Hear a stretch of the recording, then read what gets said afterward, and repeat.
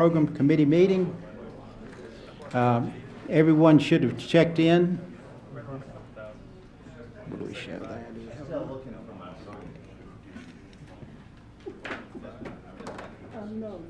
Can you tell if everybody's checked in? Okay. Okay. All right. Everybody appears to be checked in. First item is approval of the prior meeting, August 25th. Approved. Approval of the minutes. Could I get an approval? Second.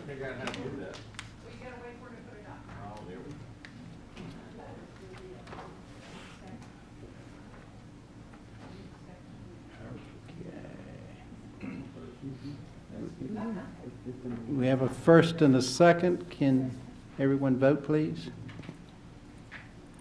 Okay, moved by Ash, seconded by Hartage. The motion passes.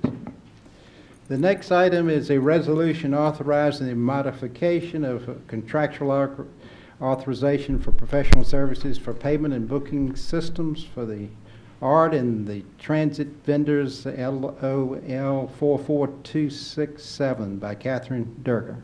Catherine? Thank you. Good morning, Chairman Floyd Pond, members of the committee, and Mr. Rowe and Mr. Greenwood.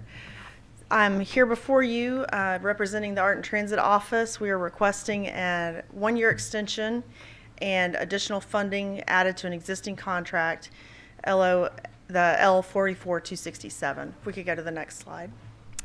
So as many of y'all know, when Artbound was established in 2017, with that was established a performing arts program. We do about 160 performances a year, give or take, and in order to manage that many performances, we have a scheduling, booking, and payments platform called Jobble that is covered under this contract. We are requesting to extend the term of the contract, as I said, by 12 months, and we'd like to add $99,000 to it. And it's probably important to note that of the $99,772, around 2/3 of that goes back to the artists. So essentially we're paying the vendor about 30% of this. You can go to the next slide.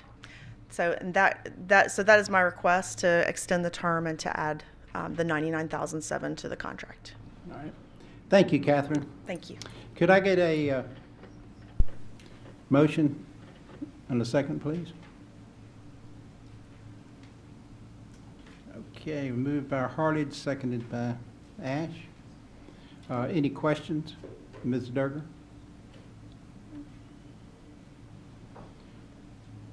Very concise. No questions. All right. Thank you very much. All right. We have a motion and a second. Could everyone vote, please?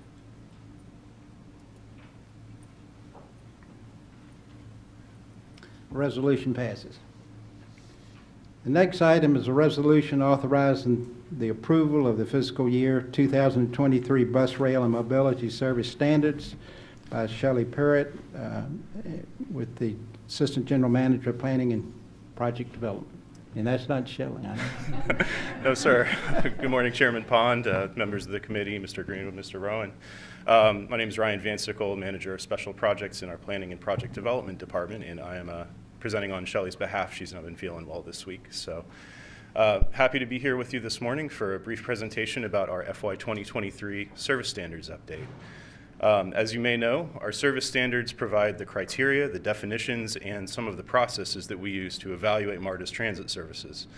And part of the process with the service standards is that they're updated on an annual basis, so we come to you every year looking for approval of the new standards and to give you an update on what's changed. Next slide, please.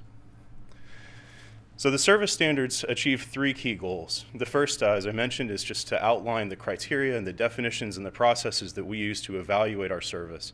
And that also helps guide us in the planning of service modifications, things that you may see come through from us in our markups that happen 3 times a year. They assume a fiscally responsible approach, really looking to maximize the effectiveness of our transit services. And the third key goal that they achieve is making sure that we're compliant with federal and state regulations. For example, the MARTA Act mandates that we have service standards, as does Title VI, and there are some other regulations like limited English proficiency and so on that are affected as well. Next slide. We also have guiding principles in the service standards that kind of push us to do our service evaluations. The first of those is that they direct us to maximize ridership. They also direct us to look at maximizing service effectiveness and service quality. They also push us to sustain equitable connections within the system between bus routes and other bus routes, as well as bus and rail service. The service standards also give us guidelines to properly manage the authority's resources. So for example, they give us guidelines on how to locate passenger amenities at bus stops and rail stations in one example there. And then last but certainly not least, I apologize for the ordering on the list, they do also push us to maintain safety and security as a priority in how we plan and operate the service. Next slide, please.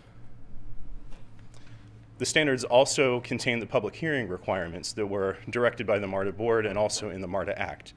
So, for example, there are a number of types of service changes where a public hearing process is required before it comes to the board, and those include implementing a new service, such as a new bus route, making a major geographic change to a service. Anything that's more than 1.5 directional miles requires a public hearing process.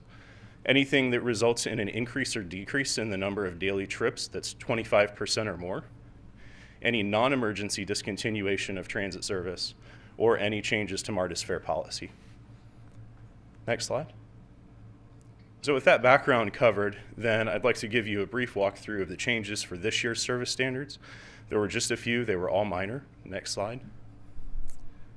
The first one consists of a number of minor language changes throughout the document.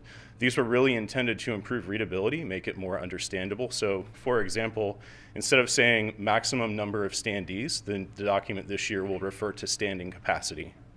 We also refreshed graphics and images. For example, it's got a new image on the cover of the document and also through some of the artwork throughout.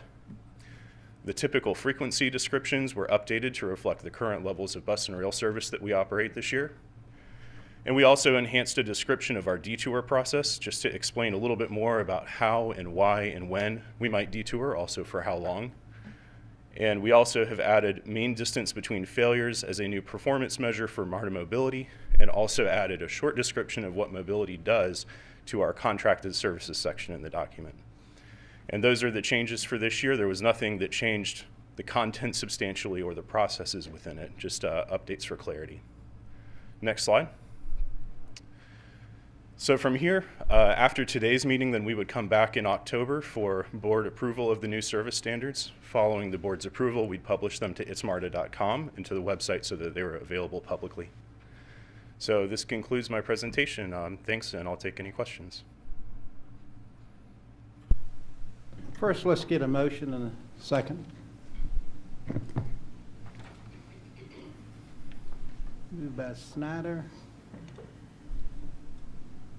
Seconded by Ash. All right, are there any questions for Ryan? I have one question. How do you identify major? For instance, major route, is it based upon how many people ride that particular? Okay, understood. No, so it's more of a matter of how significantly the route itself has changed, and so it's a mileage measure. Anything that's over 1.5 miles in any direction is essentially considered a major geographic change. So anything that requires more than 1.5 miles of change is considered? Yes, ma'am. Not how many people may or may not utilize the route? Yes, ma'am. It's considered major no matter what the ridership on that route might be. Thank you. All right, Ms. Hardy? My question, I don't know if this is for you or Collie, but I know prior to COVID, we had the public hearings and the board, you know, we rotated between our jurisdictions and went, and I haven't noticed that I've been asked to do that recently. Are we doing that still, or has that changed? Public hearings on our route changes? Well, no, we had to do public hearings in our jurisdictions, and I want to say twice a year. I can't remember the number of times, but I think it was twice a year. And we were asked, you know, the board rotated between the jurisdictions and made sure there were board members at those. And I know that for a long time with COVID that was discontinued, but have we taken that and brought those back? That's a good question. I'm not sure if there's anyone in the theater that can tell us whether or not we've cut that back in, but I'll follow up with that. Yes, to make just sure because that I feel like, I know that we've done a lot of public hearings about have. different issues, We but have, as a yeah. county-wide thing, I just want to make sure Thank we you. think those too. Okay. Ms. Scott? Yes, and to echo what Ms. Hardage was stating, the reason why I asked about the identification of what was major, last week I happened to be in an area that I could see there was no longer a bus stop where we had had a public hearing before about changes, and we did not make those changes. And I don't remember there being a public hearing about it, but I did see that the bus stop was no longer there. And so that's to echo her question.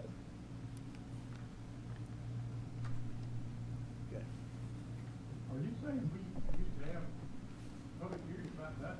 It's kind of general public meeting? No. No, it wasn't general. Usually they incorporated the changes in the routes and any other issues that were specific to that area.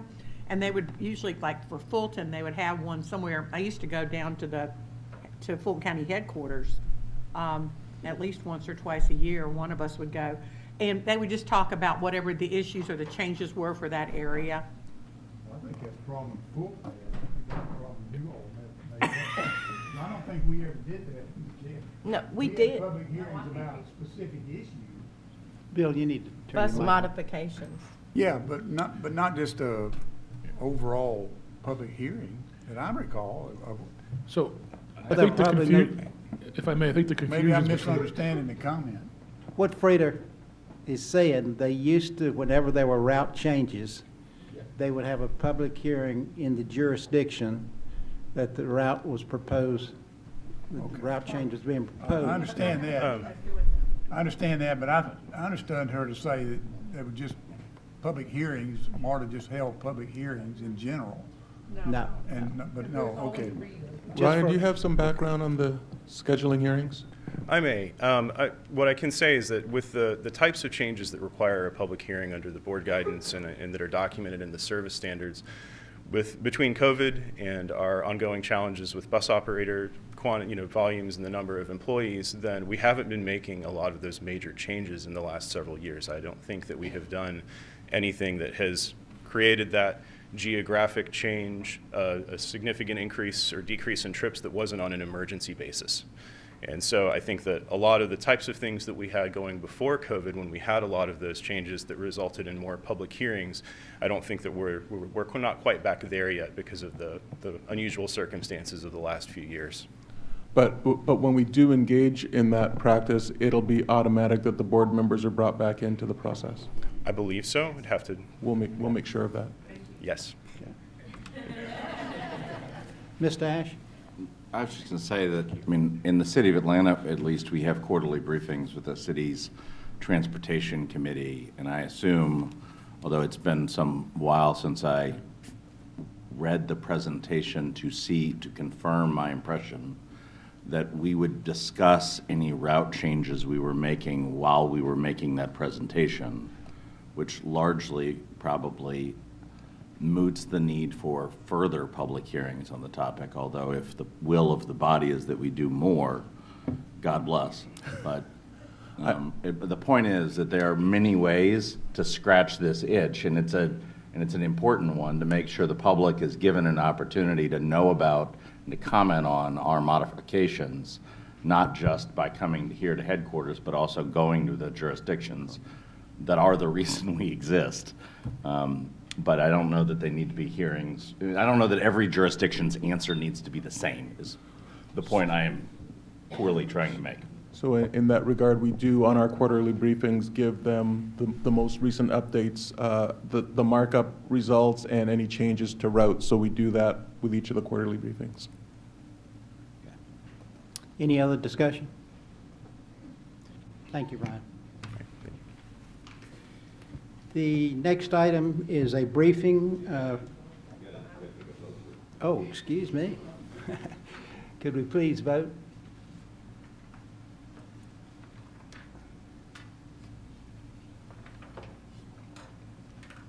Motion passes.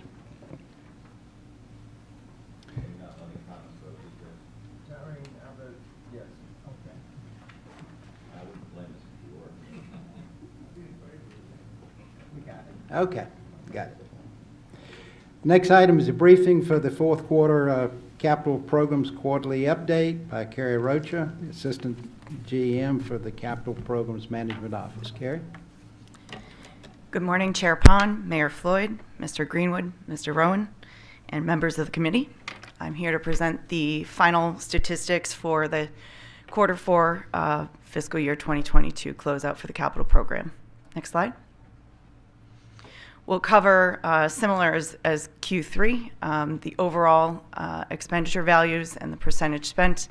We'll look at the state of good repair expenditures by asset category, look at where we are in the more MARTA Atlanta program, the Clayton expansion program, look at our top state of good repair projects, and then look at our, we'll discuss some of the highlights from our capital improvement program. Next slide. So overall, we ended up with a total spend against our budget of 61%. 70% of our budget was spent on state of good repair, and 23% of the budgeted value for more MARTA Atlanta and for Clayton expansion. And we've noted that the FY22 budget for the more MARTA expansion and Clayton programs were not specifically done in accordance with how we do our budgeting today. So the previous budget was kind of laid out with a bulk value of $110 million, and we've done that quite differently this year for FY23. So just a comment on why that is low. Next slide. So we looked at this slide based on the FTA asset categories last quarter. We wanted to do a comparison here by each of the categories. The blue bar represents what we had spent through quarter 3. So for the first 3 quarters, the orange bar represents what we spent in quarter 4. So we made a drastic improvement in the spend towards the end of the last fiscal year. You'll see some of the categories we did a real nice job in terms of planning the budget and the spend against the budget, and others, we know that there's some room for improvement in terms of getting projects out the door and executed. Next slide. Overall, this is the spend for more MARTA. This is for every fiscal year. The total column is all the way to the right. The column just to the left of that is for FY22. So our total spend for FY22 for more MARTA was $21.8 million. And overall, we've spent $46.7 million against the program. It should be noted, major spends, and I'll cover this in the highlights, Summerhill, Streetcar East, and Campbellton Corridor were some of the top spends in terms of most of our planning work, and then Summerhill obviously is in design. Next slide. Can you go back to Sure. the more MARTA slide? I have a question about the fourth from the bottom line item that is more MARTA program. Correct. So that's the more MARTA programmatic task order that was initiated in 2018, 2019, and that was the public outreach that was spent, once the referendum was passed. We did a public campaign to figure out, there were, I think, 80 or so projects that were in the list, and there was a very public campaign and input into how we got to the 17 projects. And then throughout FY20 and FY21, we did a lot of analysis in terms of the sequencing plan and what we could afford at different times, looking at equity of projects deployed across different regions. So that was all that analysis that went into those 2 years. And what's FY22? FY22 continues some of the programmatic needs for the project. Okay, and that's different than the CPMO? That is correct. Okay. At some point, it doesn't need to be today, I'd like to understand the difference between the two. Absolutely. Some of that, too, is, we do pay for a PMO liaison for the City of Atlanta. There's a number of things that go into that bucket. Thank you. You're welcome. We'll go to the next slide. This is the overall spend, again, for total program for Clayton expansion. It's $16.5 million total, and last year we made a substantial increase in to $11.4 million. I should note here, the Clayton County O&M facility, there is a split. I believe it's 82.5% that's covered by state of good repair, and the other remaining balance is covered under the Clayton expansion program. And so the real estate reflects a split here, and we were able to get a significant real estate transaction processed at the end of the fiscal year. So you'll see that that was reflected. This is just the portion that was allotted to the Clayton. And you'll see under the state of good repair, the balance of that real estate transaction is there. Next slide, please. So these were the top 10 projects in terms of spend for our state of good repair, the local funds here. And obviously the new rail car purchase is the top spend for us, and that project is moving very well. I'll review some of the highlights in the next 2 slides, but these are the, a bulk of our spend through the fiscal year. Next slide. So in terms of programmatic highlights, this first slide reflects some of our state of good repair highlights. As I noted, the preliminary design and public engagement for the new rail cars progressed really well. Our tunnel ventilation system upgrade project was completed. Our TR4 program, we replaced the Northland double crossover. Station rehab work is underway for Wave 1. We have several stations that are in that, but physical rehab work started at Airport Station, College Park, HE Homes, and Indian Creek. Elevator rehabilitations were about 63% complete overall. So we're at 70 of those are completed out of the 111 in the scope. Escalator rehabilitations were at 43% complete overall. And so we've reached 50 out of 116. Next slide. These are some of our expansion category highlights.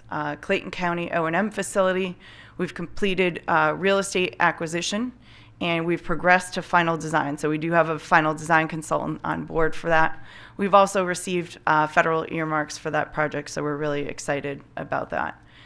Clayton South Lake BRT, we've completed the entry into project development for the CIG grant program with FTA. On Summerhill BRT, we've completed the design, and we are getting ready to put those bid documents out shortly. So very exciting for that project. On 5 Points Transformation, we have completed 90% of the design for the deconstruction of the roof structure, and we are working on the various concepts and making a selection for the concept for the plaza, and we also received the RAISE grant award this year. And then lastly, we've made the Campbellton Corridor project adoption of the locally preferred alternative, and that has progressed. So we're moving forward with the preliminary design for that, approaching 30% design. Next slide. And that's the conclusion of my presentation. Are there any questions for Ms. Rocha? No, but thank you. It's very nice. Thank you. Okay. I do have one question. This is a combination of Josh and yourself. And we had talked about, and you have lots and lots of projects, the big construction program, but on the larger projects where construction money is in place and you're starting design and construction, that I think what the board would like to see going forward is not all of the projects, but the projects that we have a committed line of funding to take to completion, to see a timeline on schedule and budget. We talked about that. We're talking about a one-liner per project kind of thing.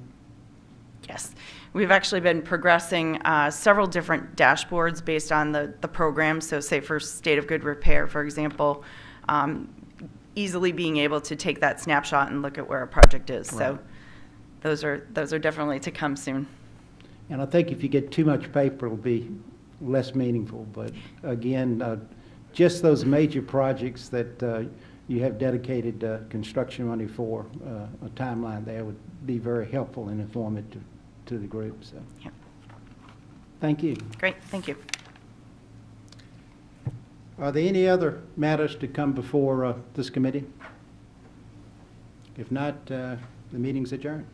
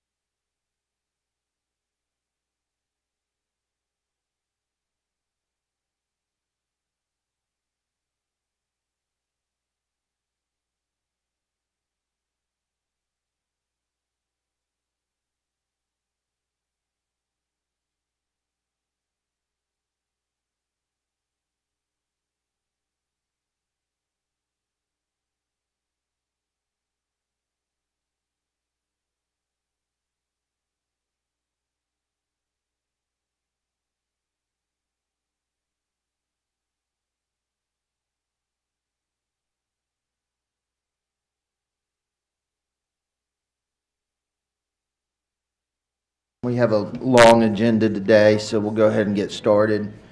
Mayor Floyd, you're limited to 2 questions during this meeting, so choose them wisely. I understand, Mr. Chairman, I understand. Yeah, all right. Agenda item number 1 is the approval of the August 25th, 2022 Operations and Safety Committee minutes, which are in your packet. I'll entertain a motion in a second. Any discussion about those minutes? Please vote. All right, the motion passes. Thank you. Agenda item number 2 is a resolution authorizing the award of a single source contract for the procurement of subscription and data retention services, Zonar, Rfpp P 50177. Marcus. Good morning. Good morning, Mr. Wright. Good morning, Chairman Worthy, Mr. Greenwood, Mr. Wright, and members of the Operations and Safety Committee. May I direct your attention to agenda number 2. This is a resolution authorizing the award of a single source contract for the procurement of subscription and data retention service for Zonar, Rfpp P50177. My name is Marcus Way. I'm an electrical engineer here at MARTA Bus Maintenance Department, and this is my first time presenting. Next slide, please. A brief overview of our Zonar system. All MARTA transit buses have Zonar. All MARTA transit buses does have the Zonar devices installed. The beginning of the relationship started in 2015. With joint efforts with other departments and other union departments, we were able to fully implement the system into our fleet. The system is used by operators to do vehicle inspections and identify potential faults. In the past, this subscription was maintained annually. However, due to a possible lapse, it's been decided that MARTA is better suited for a longer contract. Next slide, please. So how does Zonar work? As I previously stated, all MARTA transit buses does have Zonar units installed. The drivers take the handheld devices, they scan different zones throughout the bus, and they detect any faults. Once the handheld devices are docked back into the buses, that data is then uploaded to the Zonar servers. And this is where it's retained. Next slide, please. This slide shows an overview of breakdowns of year 1 and also through years 2 through 5. Years 2 through 5 include an additional feature that I will discuss later in the presentation. Next slide, please. The importance of retention is twofold. It allows defects to be accessed by bus maintenance who created work orders, and also the retention also covers the DOT requirements. Next slide, please. So this is a new feature. It's a speed sensing feature that a speed sensing feature that provides real-time data reports and that are utilized by safety and customer service. Customer service can use this data to validate any complaints by our patrons when speed is a factor. The feature can also be used with high value by our safety department to promote a safety-centric culture and ensure safe driving habits from our operators. Next slide, please.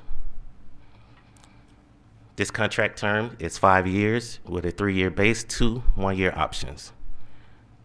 The subscription will also cover the retention data, the speed sensing, and speed sensing. The Office of Bus Maintenance respectfully requests authorization for the resolution to enter into a contract with Zonar Systems in an amount of $903,494.97. Thank you, Mr. Way. Quick question from me real fast. Anytime we talk about sole source contracts, my spidey sense goes up and thinks we just need to make sure to ask the questions. But my understanding is this is a sole source contract because we already made the decision a while back to go with Zonar. It's really kind of top of line in the industry, and this is just re-upping the subscription so that it better serves our operators. Is that correct? That's correct, sir. We're just adding additional features to a subscription that's already in place. Got it. No questions from me. Any other questions from members of the committee? Yeah, I've got to use one of my questions here. Sorry, Mr. Chairman, but I need for you to explain to me a little bit more the difference between year one and year two dollar amounts. I mean, year one was $65,000 and year two is $209,000 a year. And the primary reason for that seems to be this annual Zonar Essentials. What is that? Well, year 2 through 5, remember, we're going to add additional features, which is going to be the speed sensing and the retention data. That's currently not on year 1 annual contracts or the annual subscriptions. So the price increase is to cover the additional features that we're going to unlock through Zonar. Okay, so those two features then account for about $140,000 a year? Roughly, yes. Wow. And what do they do?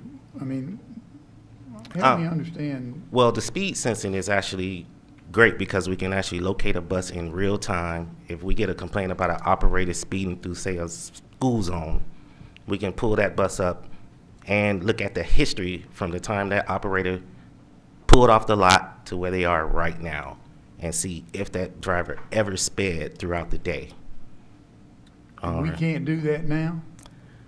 Well, right now, the system we have now, we can locate the bus, but we can't tell any history of any type of driving procedures that the operator has had. Okay. Thank you very much. And that was all one question. I understand. Any other questions? Mr. Snyder? Yeah, thank you, Mr. Chairman. I had one quick question, really, just from an operational standpoint. From your perspective, Mr. Way, is Zonar working? I mean, is it a good product? Are we getting what we need from it? Yes, yes, definitely, definitely. It eliminates the pen and paper pre and post trip inspections and having to archive that data somewhere in a warehouse. We actually have it right here on a server. We can have it for the life of the subscription. We can go back as many years we need, you know, to look at any type of driver habits or, you know, any type of complaints. So Zonar is essential. Okay. One other thing, so the information we get from Zonar is downloaded into, I assume, a computer system. Hmm?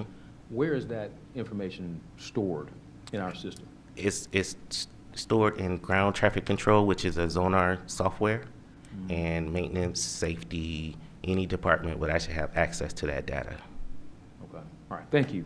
No problem. And if I can add to that, the operators appreciate it because, you know, in the past when it was pen and paper, you're driving the vehicle and the person that takes over from you is now responsible for what you've put on paper, and then you're counting on them to turn that in at the end of the shift. This way we know that the maintenance team gets that information right away, so that it's more likely that the operator is going to see results and amendments to the you know, the issues that they cited the day prior. Mr. Snyder, as it was explained to me in the pre-brief, we went from I remember when I was in college and had to drive home from college, we had to go to MapQuest and print them out, you know, and bring the print. We've gone from MapQuest to Garmin.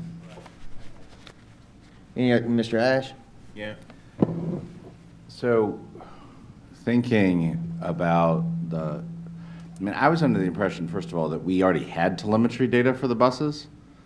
But if we didn't, then I'm glad we're going to get it.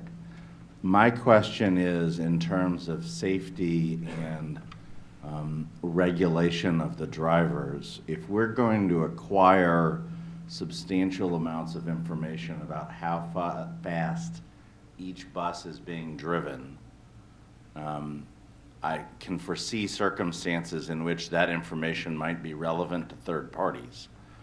Are we doing anything to automate or flag situations in which the telemetry data suggests that a bus is moving in excess of a speed limit on a particular route ourselves, rather than that being pointed out to us by some enterprising plaintiff's lawyer? To answer that question, I will have to check into that.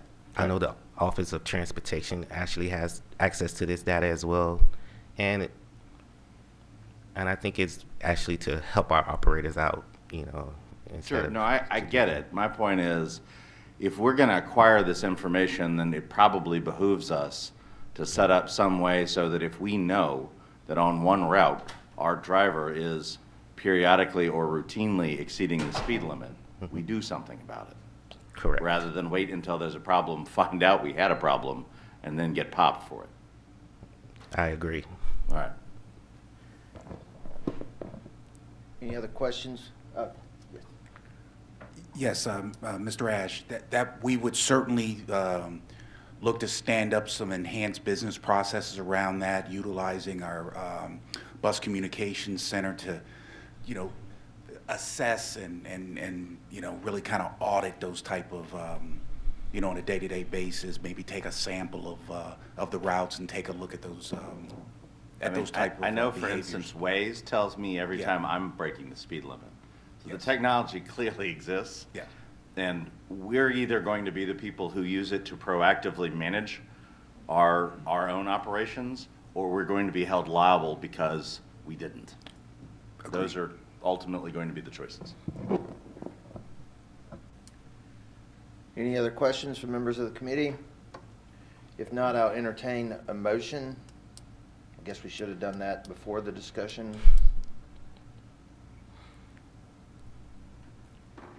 It's been moved by Mr. Pond. Can I get a second? Please vote.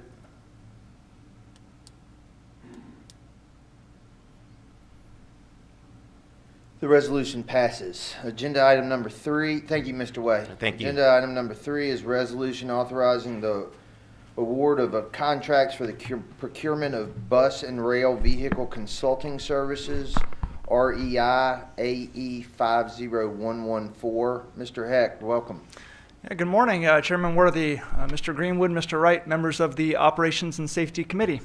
My name is Daniel Hecht. I am the Deputy Chief Mechanical Officer here at MARTA, and I'd like to take your attention to this resolution. I won't say those words again because it's quite a mouthful. But this is essentially for consulting services for bus and rail vehicles. Next slide, please. So today I will discuss the purpose of the contract, a very simplified process of how MARTA evaluated the submissions, the selected firms, and the estimated contract amounts. Next slide, please. So the purpose of this contract is fourfold: to assist MARTA with vehicle and fleet enhancements and sustainability programs, things like our zero-emission bus program. To provide specialized engineering services. And it's important to note that our fleets are not off-the-shelf items. We don't just go out and purchase buses and rail vehicles. These are very specialized for our transit environment. As such, when we do overhaul programs, fleet modifications, accident investigations, or incident reporting, we require very specialized services based on the unique nature of our transit environment. To enhance configuration management, document control, and procedure and policy development. And lastly, to assist with fleet planning and purchasing programs, looking at both the current state of our fleet and the long-range transportation needs at MARTA. I like to think of this as collaboratively working with key stakeholders within MARTA to develop long-range transportation plans that meet the goals that MARTA is trying to achieve. Next slide, please. MARTA received 4 proposals for rail vehicle consulting services and 3 proposals for bus vehicle consulting services. Now, the simplified process for evaluating these submissions was as follows. First, a source evaluation committee, which was made up of subject matter experts from various departments within MARTA, reviewed and scored each proposal, and that was done independently. Secondly, as a result of that evaluation and scoring, the SEC elected to interview 3 firms for bus vehicle consulting. This was to clarify each firm's services, expertise, and their project portfolio. And lastly, we are recommending award based on the overall score for bus and rail, respectively and separately. Next slide, please. The SEC selected Hatch LTK as the primary consultant for rail vehicle services, with WSP as a secondary consultant. The SEC further selected WSP USA Incorporated as the primary consultant for bus vehicle services, with STV Incorporated as a secondary consultant. Now, you're going to ask, why do we have a primary and a secondary? And this is due to some unique circumstances where the primary consultant might have a conflict of interest, or MARTA elects to use an independent analysis for quality assurance purposes, basically the consultant auditing the consultant to make sure that we're getting what we need, or if the primary consultant, for whatever reason, cannot fulfill the requested service obligations. Next slide, please. So the contract amounts for rail, a base term of 3 years at $6.229 million, a first option year of $1.7 million, and a second option year of $971,000. Total contract amount for rail, $8,979,505. This is funded 100% from local capital funds from the respective fiscal year budget, with a DBE goal of 30%. Now, I'd like to make a quick note. Hatch LTK also has the consulting contract for the CQ400 fleet. You'll recall that came here a few months ago. This contract award is specifically to support current and future operations department initiatives and programs. Okay, so this is separate from the CQ400. Next slide, please. Contract amounts for bus, base term 3 years at $1.2 million, with 2 option years of $400,000 apiece. Again, funded 100% from local capital funds from the respective fiscal year budget, a similar DBE goal of 30%. Now, an important note on these is these are up to amounts, and based on the scope of work, the services, and needs of MARTA, the individual project work orders can fluctuate some from these estimated amounts. Next slide, please. To finish, the Office of Rail and Bus Maintenance respectfully request authorization for the resolution to enter contracts with Hatch LTK and WSP USA Incorporated for up to $8,979,505, and WSP USA Incorporated and STV Incorporated for up to $2 million, for a total amount of $10,979,505. I'll take any questions you may have. Thank you. Thank you, Mr. Hecht. I will entertain a motion and second on agenda item number 3. It has been moved and seconded. Any questions? Mr. Pond? The $9 million for rail, $2 million for the bus contract, maybe you mentioned it earlier. How does that match up with the prior contracts? So the rail, the cost forecasts are pretty accurate for that, and you'll notice that they go down over the 5-year program because we're estimating less and less spend as the CQ400 cars come on board. A lot of these for rail support overhaul programs and fleet life extension programs. So those are already preset and have very solid forecasts. So for rail, we're very confident in those numbers. Similarly for bus, when we look at the future procurements over the next 5 years, electric bus implementation, those are fairly accurate forecasts as well. So comparison for prior contracts there match up? Yes, they do. Any other questions? Members, please vote.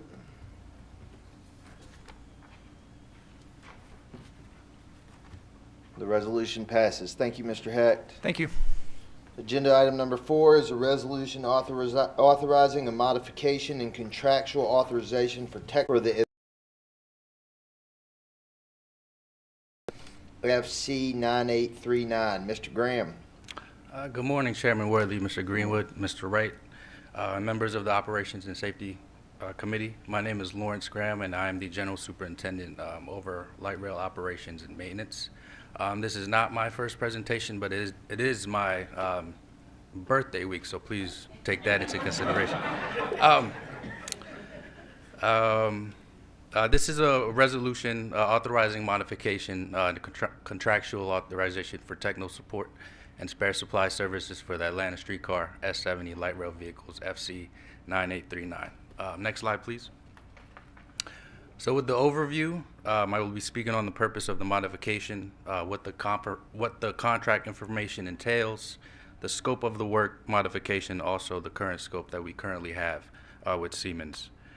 We will be going over some high-level components, that will be overhauled and or replaced in this contract. And lastly, the resolution approval. Next slide, please. So the purpose, we are trying to kill 4 birds with 1 stone. We would like to extend the current contract for a total of 12 months with a 6-month extension option. That's one. With the extension, we would incorporate more time to complete the tire replacement scope within the contract, which has been deeply impacted by material and shipment delays from overseas. That's number 2. Number 3, which is very important, is we need to incorporate the Kenor brake overhaul system of the brakes on the streetcars scope into this contract. Earlier this year, I presented in front of you the brake system overhaul that was to be conducted by Kenor, the original manufacturer to all 4 of our streetcars. However, following several discussion and negotiations, Kenor would not agree to acceptance of certain MARTA standard contract terms. It was in our best interest to cancel the contract and incorporate the scope within this contract. Lastly, number 4, with this extension, the tire replacement and brake overhauls will be completed in a timely manner, and we will have the time to create another long-term technical service and support and spare supply services for the light rail vehicles, whether it be with Siemens or with another company. As far as the current contract scope, and just a reminder to everyone that they will continue to provide preventative maintenance kits for all our time-based inspections. Siemens will continue to provide spare parts as needed when we have major accidents or incidences with the streetcars along the alignment. We have engineering and technical support as needed if ever we are unable to figure out major faults or any FMIs that may be needed for our streetcars. And lastly, Siemens has always provided an on-site representative at our facility, and we use him for assistance on anything from manuals to any ad hoc training that we may need. Next slide, please. Also, dealing with the contract information, we will be continuing the contract with Siemens. This is a sole source contract, and the contract award total is $2,127,033. The funding source will be local operating for the extension, the vandalism, and the accident pot, and also the 6-month extension. The brake overhaul will be covered by local capital 100%. Next slide, please. So on this slide are just some pictured components dealing with the brake overhauls and also the tire replacement. The electro-hydraulic unit, aka the EHU, which is on your top right, it controls leveling of the streetcar using hydraulic fluid, and also helps with braking functions all throughout the streetcar. We have a total of 3 on one streetcar, 1 for each powered truck and 1 for the unpowered truck in the center section. We have brake calipers, which you see on your top left, which is on the C truck, and you have the bottom left calipers for your A and B power trucks. On the left middle, those are track brakes, and those are big magnets, and whenever energized or when the operator pushes the push button inside the cab area, it acts like a handbrake. It just smacks down on the rail to make sure, you know, that the train stops whenever they feel traction issues or anything like that with the streetcar. Lastly, in the top middle, we are dealing with the power truck. It is referenced to a power truck because this is what makes the streetcar accelerate and stop with its traction motors. You have 1 on each end of the streetcar, so you can operate from either end. And the unpowered truck in the middle of the streetcar, there are no motors, so it just follows the lead truck whichever the streetcar may be going. So it provides support. Yes. With these trucks, Siemens will be replacing all the steel tires, and we will be providing a smoother ride for our customers. Next slide, please. With all that being said, I would like to humbly request the approval of a resolution authorizing the general manager or his delegate to amend the current contract, add additional funds, and extend the contract term 1 year with an option of 6 months for the technical support and spare supply services for the Atlanta streetcar S70 light rail vehicles FC 9839 with Siemens Industry Inc. for the amount of $2,127,033.00. Thank you. Thank you, Mr. Graham. I'll entertain a motion.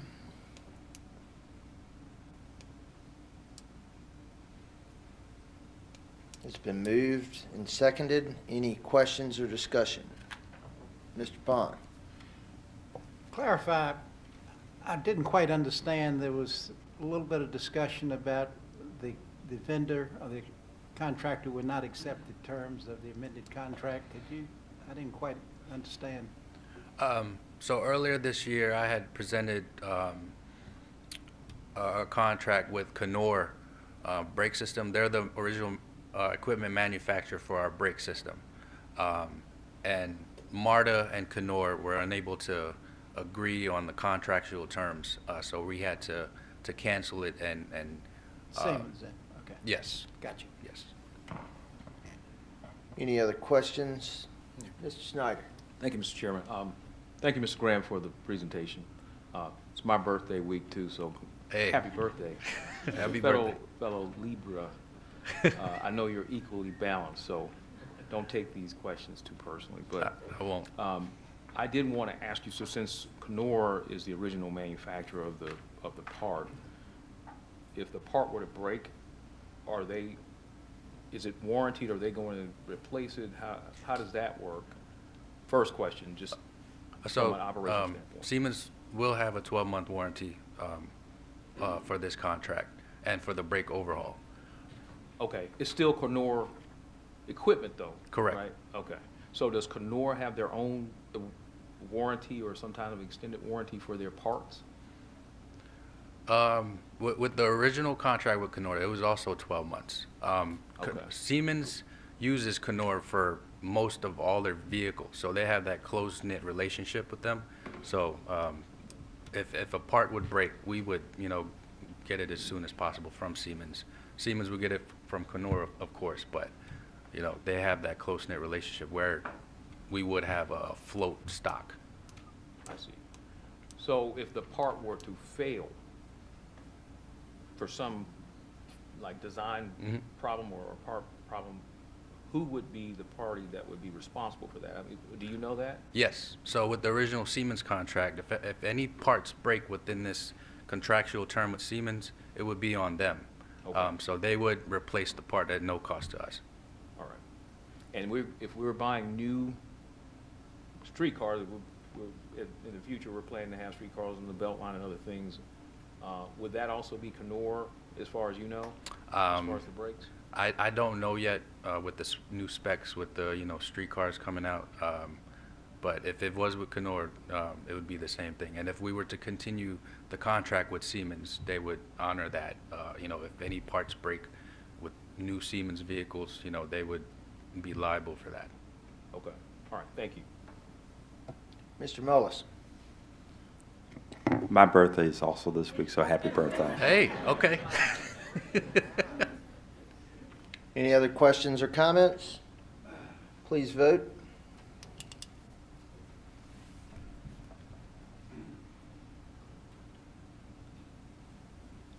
The resolution passes. Thank you, Mr. Graham. All right, thank you.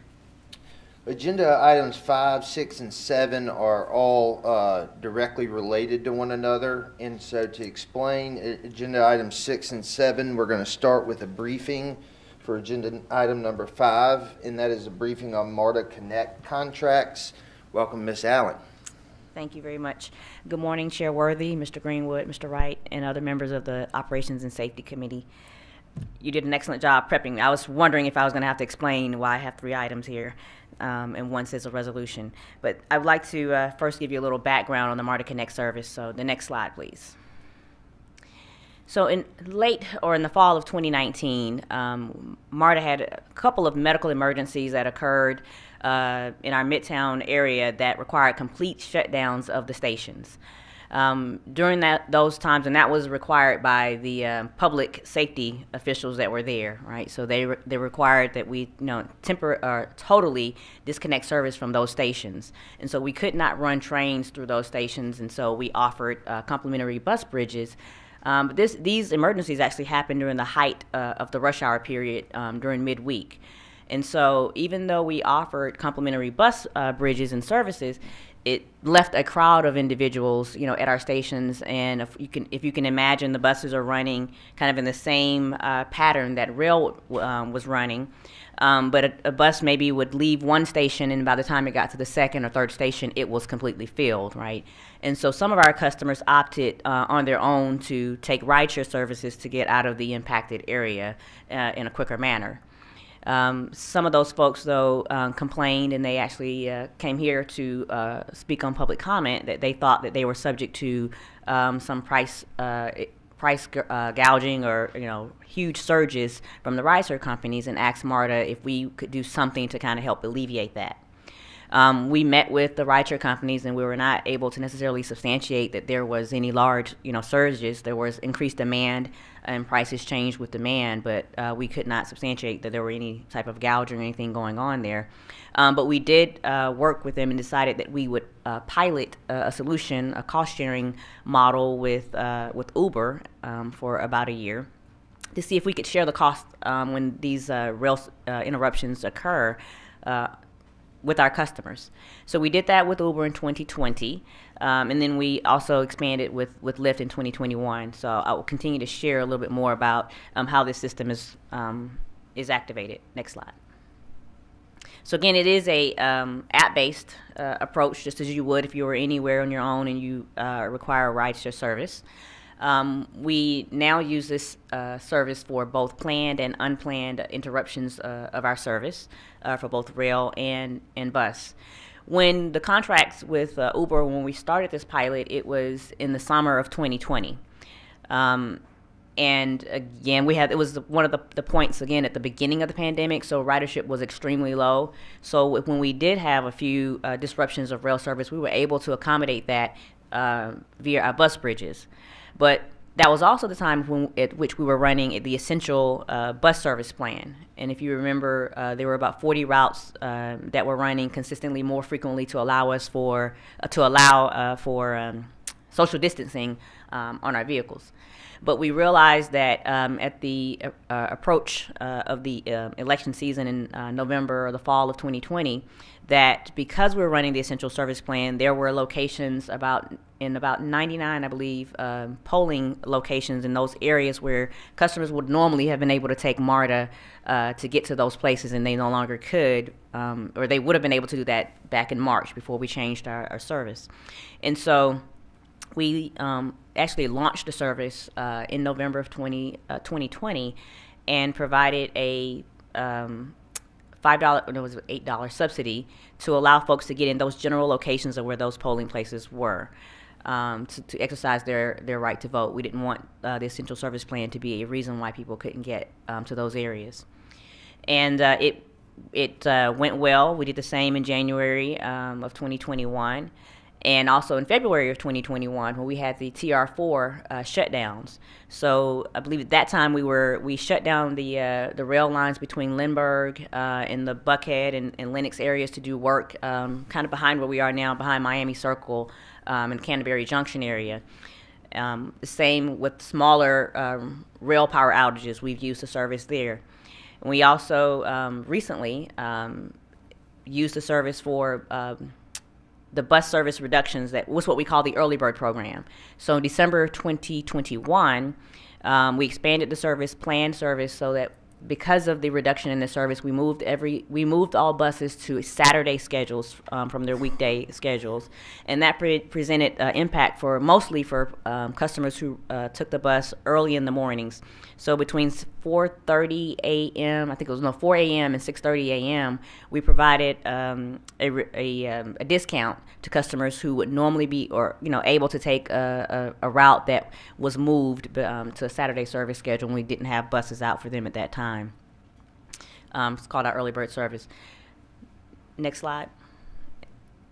And so how does it work? So we talked about planned and unplanned.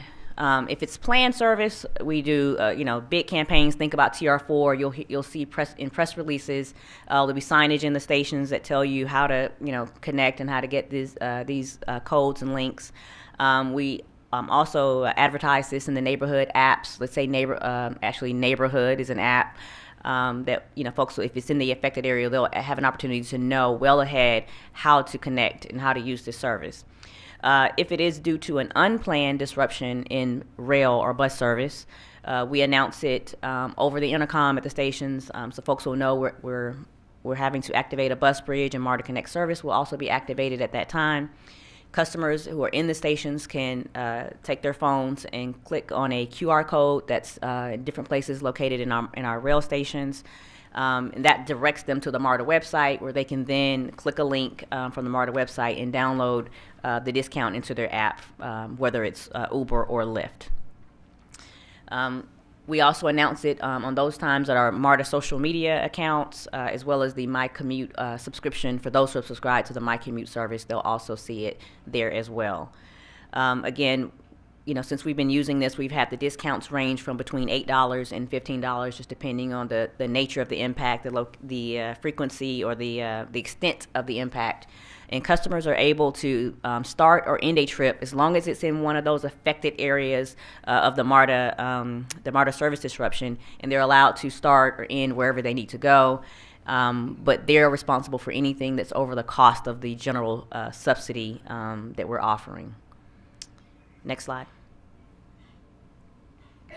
So again, a majority of the cost for this service has been due to the early bird program that we began in December of 2021. We have expected, the number of trips have steadily increased month over month as people begin to understand that the system is available to them to use.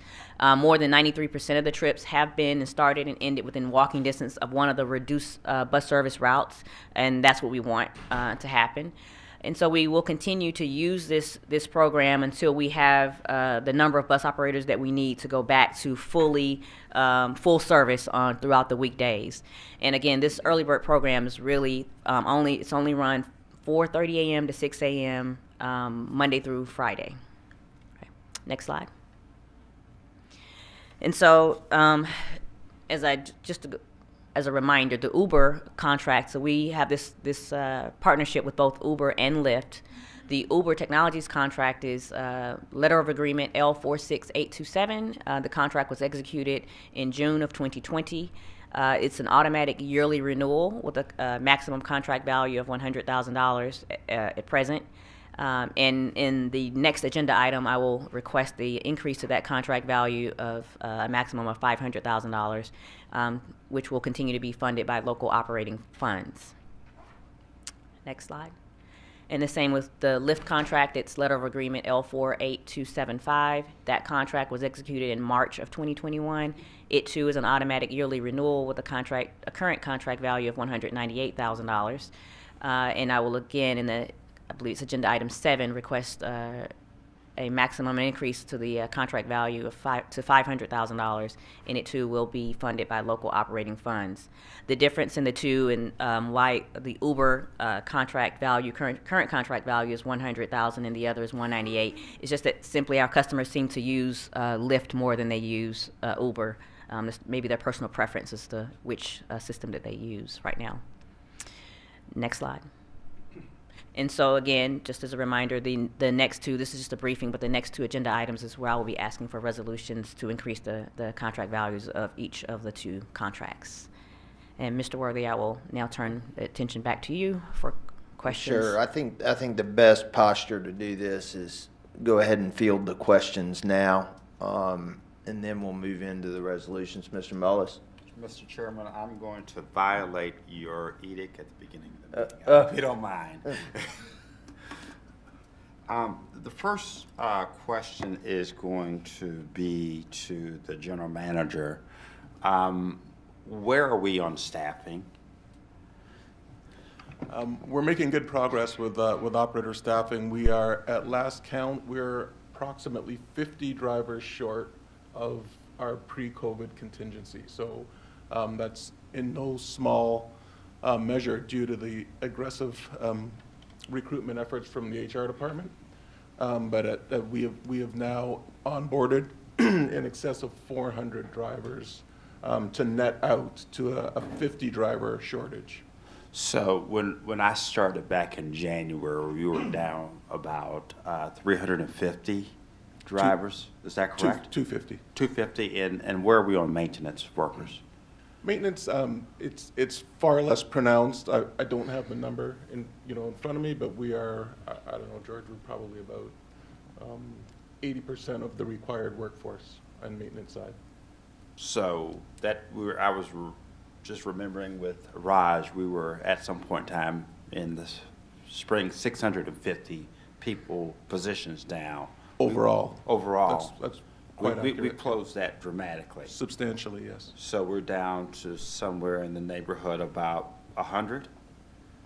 I think that's probably a little optimistic. Like I said, I know the numbers for the drivers. I've been paying close attention to that. I'd have to get back to you with the overall number.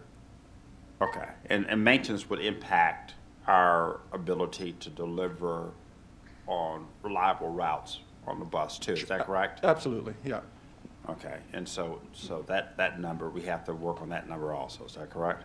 We are working on that Okay. number, yeah. Tell me about REACH. I think Ms. Allen, REACH was under your Yes, purview, yes. portfolio. Yes. Tell me how that, the results, what did you learn about REACH in the four sectors? Is it 4 sectors that you operated in? March, yes, we started in March 1st. Yeah, but the 4 sectors, did you? Oh, yes. There were, I think there were 4 or 5, I can't remember off the top of my, I think there were 4. 4 sectors, Yes. Actually, we have a presentation that we're going to bring to the board, I believe it's next month in October, that will give you a little bit deeper detail into, what our results were. But I will say that we have had, a few lessons learned about how we can, how folks, view the system. Overall, it's positive. We're still receiving emails from folks saying, hey, I wish you would bring this back and don't see this as a failure.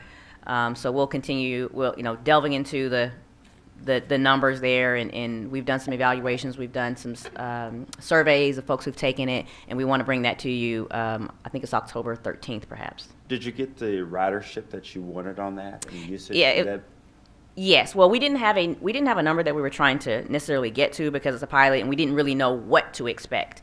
But I will say that ridership increased month over month on that system, and at the end, we actually were in August, I think we were at a peak of ridership. So, it never went down. The more people, found out about it, the more they used it. Okay. Thank you for that. I'm going to make a statement now, and then I'm going to ask a couple more questions. Okay. The statement I'd like to make is that I'd like for us to build our internal technology capacity, and I saw REACH as an opportunity to do that, and I thought that it was a good way to do it in conjunction with the unions who are our partners here, who were part of that technology rollout and working differently outside of their collective bargaining agreement. I'd like for us, our core competency is moving people from point A to point B. I believe Uber and Lyft is our competition in doing that. And I think that we need to really work hard on building our internal capacity to compete vigorously, especially in the hours from 4:30 to 6 a.m. in the morning for people who are dependent on transit to provide a living, which I was at one point in time when I was going to college. I needed to ride transit to get to work and back to school. I really think that that's an area that we need to really invest in long term.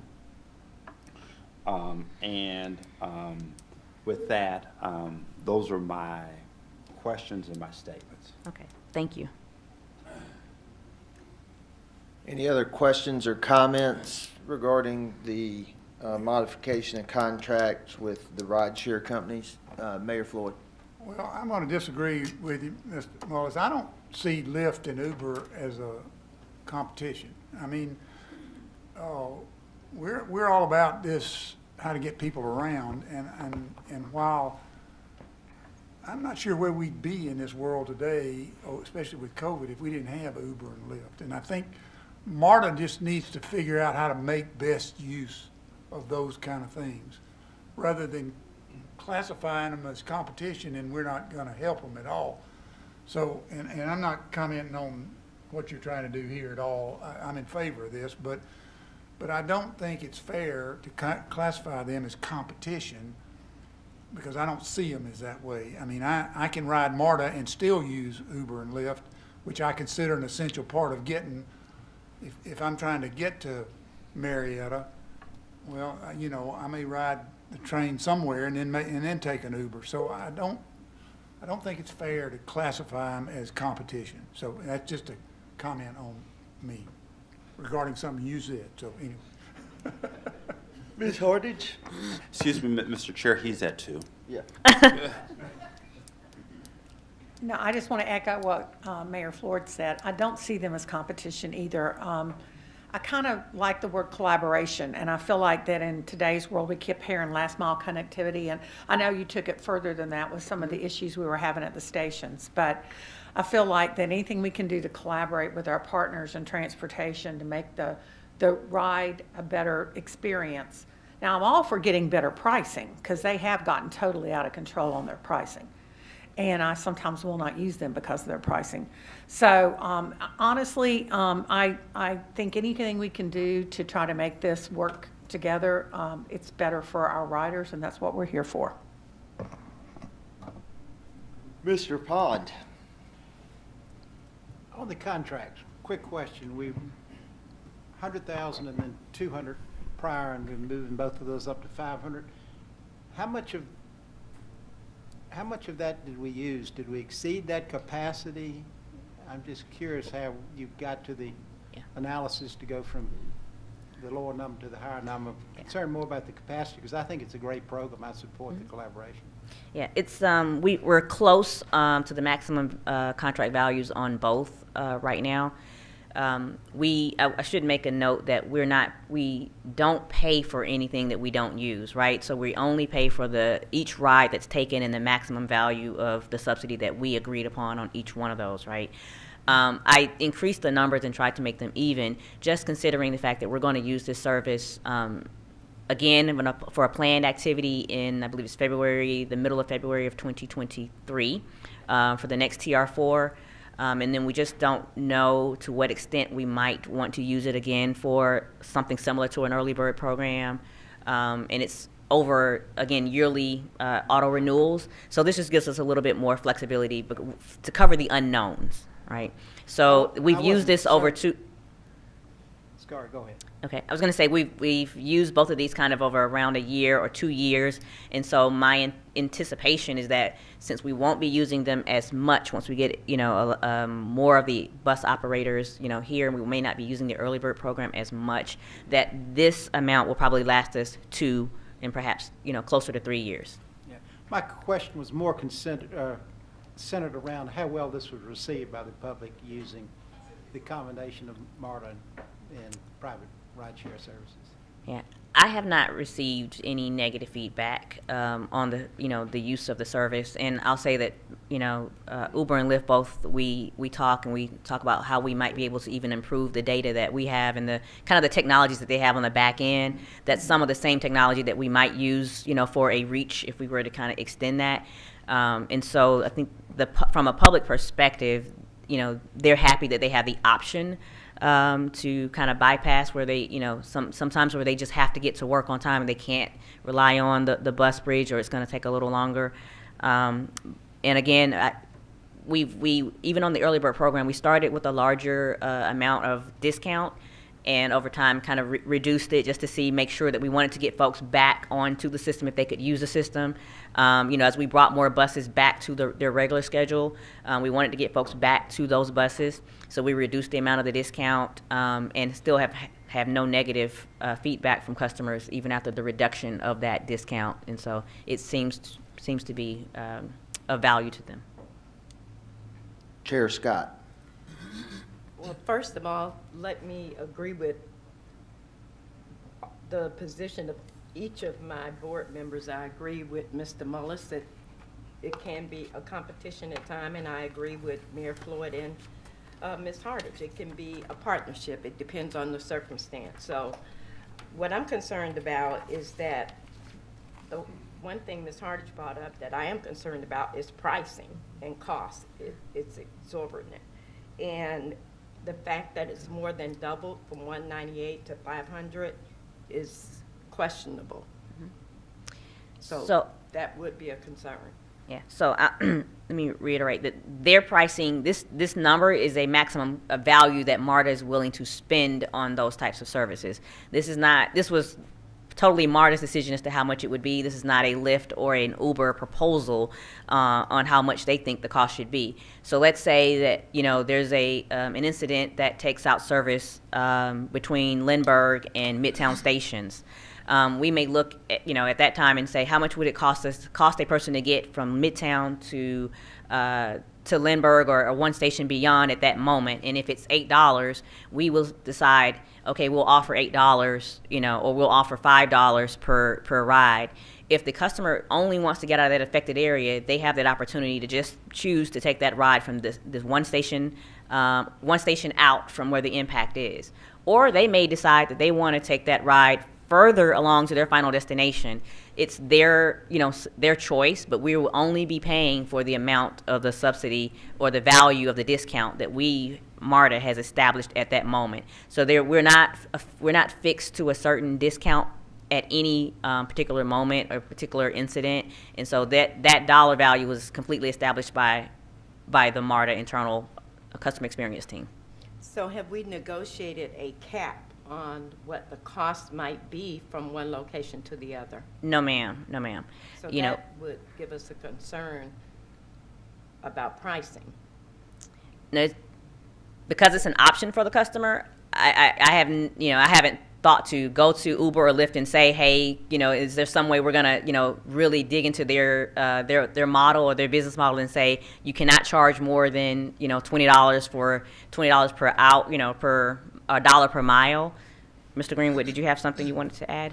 No, I guess my question is about what our cap might be. Oh, the internal. So yes, our cap.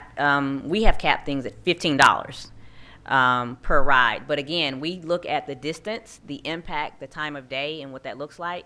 When we did I think the last TR4, I believe it may have been $10 perhaps per ride. But again, each individual time that we want to do this, there's a system that we set up in the background where we put in the parameters around the cap that MARTA is willing to pay for that distance, or exactly how far out. Do we want it to be a quarter of a mile from the station, a mile from the station? And so we have the ability to kind of limit and protect ourselves as to how much we're willing to put forward for that. But we look at it from the aspect of what is our customer experience in there, and try to balance that out. So in regards to that, if the cost for Lyft from point A to point B is whatever, we still have a cap established. Oh, yes. Within that point. Yes, yes. And we have the ability to create, you know, a percentage or a dollar value. So there's plenty of flexibility in how we might operate each particular event. Mr. Snyder. Thank you, Mr. Chairman. Excuse me. Ms. Allen, thank you for the presentation. I had a few questions just to understand how this works. So what exactly is the discount that we give the customer? What is a percentage of the rate? How does it work? So we have the ability to do a percentage. We have the ability to do a flat dollar value. And we have thus far been doing flat dollar values to make it pretty easy. So again, you know, if you're in an impacted area and you need to get from Lindbergh to Buckhead, we provide a link so that you can get, or we determine a dollar value, and generally on any given day, it's a standard $8 credit or discount that we give. We put a link on our website. The customer will download that into their phone. They will book their trip as you would normally, and then they apply the MARTA discount in their phone, right? So that's the maximum, whatever that maximum dollar value is, it just takes off the total of the ride. So if the ride is $10, they get $8 off. MARTA pays for it on a monthly basis, you know, whatever that amount is, and then the customer pays the other $2. If the value of that ride is $7, but our maximum is $8, MARTA pays $7. Okay, I got you. So in terms of our available bus routes, I know this program was rolled out to deal with some of the shortages of bus drivers we have and the routes that maybe we kind of decreased the availability of. What is our threshold of getting back to the numbers we need to reduce our reliance on this program? I don't have any problem with the program. Understood. It's meeting a need, Understood. right? But what is our threshold for kind of reducing the need for it? We were looking at, you know, when we can get a majority, and I think we're getting there, of the bus routes from the reduced service that they're on, from the Saturday schedules that they're on, and we can provide a majority of those bus routes back to their normal capacity, then the early bird program will end. We will still have the ability to use this as we need to for unplanned service interruptions. And so perhaps it's another couple of months before we get to that point where we're comfortable. Oh, I'm sorry. No, I want to add on to what Ms. Allen's saying. So we, yeah, it was born in part due to the recognition that our workforce was waning. We are now at a point where, and I want to thank Greg Patterson, who's listening to this session and chimed in on Mr. Mullis's earlier question, so that we've established that we're approximately 8% short of bus drivers now and 10% short in the MEX and techs. So a lot of progress to your point. And then that dovetails with the idea that Ms. Allen is saying that even when our operators come back to full strength, you know, we're only paying for what we use. So that is, you know, that's the beauty of the strategy that she's come up with here. And then in short answer to the question about, you know, when we'll start to reduce that Saturday schedule, we have started. So with the September 10th markup, we have re-implemented more than half of our previously affected routes that were Saturday schedules. They're now back to normal. And as we bring on the balance of our workforce through this next month or two, we will be removing all of those Saturday schedules, except for on Saturdays, of course. Right. All right. Well, then I have just one comment. Looking at this from a purely business operational standpoint, I think you have more negotiating leverage when you have full capacity like we're getting back to. I don't have any problem with the program. We should keep it sort of as a go-to if we need it, but let's negotiate a reduction of whatever our flat rate is or whatever it is with Uber and Lyft once we really don't need them as much as we need them. So just last point I wanted to make. Sure. And to be Oh, clear, go we ahead. don't even have to negotiate it with them. We just can reduce that amount ourselves is what we're willing to pay. Gotcha. Okay. Thank you for that. You're welcome. Yeah, Mayor Floyd. Yeah, first of all, I think I have to keep in my mind, and I'll remind everybody, that when we're using this service, it's a terrible inconvenience to the rider. I mean, something's gone wrong, and we're having to make them get off of whatever they're on and go get on something else. It's time-consuming. So it's an incredible inconvenience, and any tool that we have available to us to help make that less inconvenient, I think is important. One of the problems I've had with Lyft and Uber, well, I've never used Lyft, quite honestly, but Uber is trying to come out of a train station and catch a Lyft is a long wait. I'm wondering, when we have a problem like this, do we have a way to tell them, look, you need to put 10 more drivers or cars into this area right now to do that? Or are we just at whatever they've got available in that area at that particular time? It is the latter. Okay. Yeah. It So is we don't have any what's- way to, Right, because remember, these drivers are kind of contract drivers, right? So they, you know, turn on their app when they're available, you know, to accept rides. And, you know, whoever's in that general area will accept and, you know, say that they have that. Now, there may be something in the back end where they know that there's more, you know, requests that are going out in this one general area, and they can, you know, try to push folks that way. I'm not certain about that piece. but we don't have any way of getting involved in that at all, as far as this. Not at this point. I mean, I can ask that question, but I don't currently. Mr. Mullis? Thank you, Mr. Chair. So I'm going tit for tat with Mayor Floyd here, okay? No, it's my understanding that there are two services here that we're procuring through this resolution. One service is a early bird service for people who are going to work between 4:30 and 6 a.m. Is that correct? Not entirely. So there are going to be two resolutions. One is for a contract with Uber and one's for a contract with Lyft. The programs aren't necessarily tied to either of these procurements or these resolutions, right? We can have different programs. The early bird program is with Lyft and with Uber. We can turn it off, turn it on whenever we like, and then, so those are kind of the planned services. The same for unplanned. Both Uber and Lyft are also available for unplanned services as well that we can turn on and off. Okay, so just to help me, because I'm not, I didn't go to Georgia Tech, so help me out here.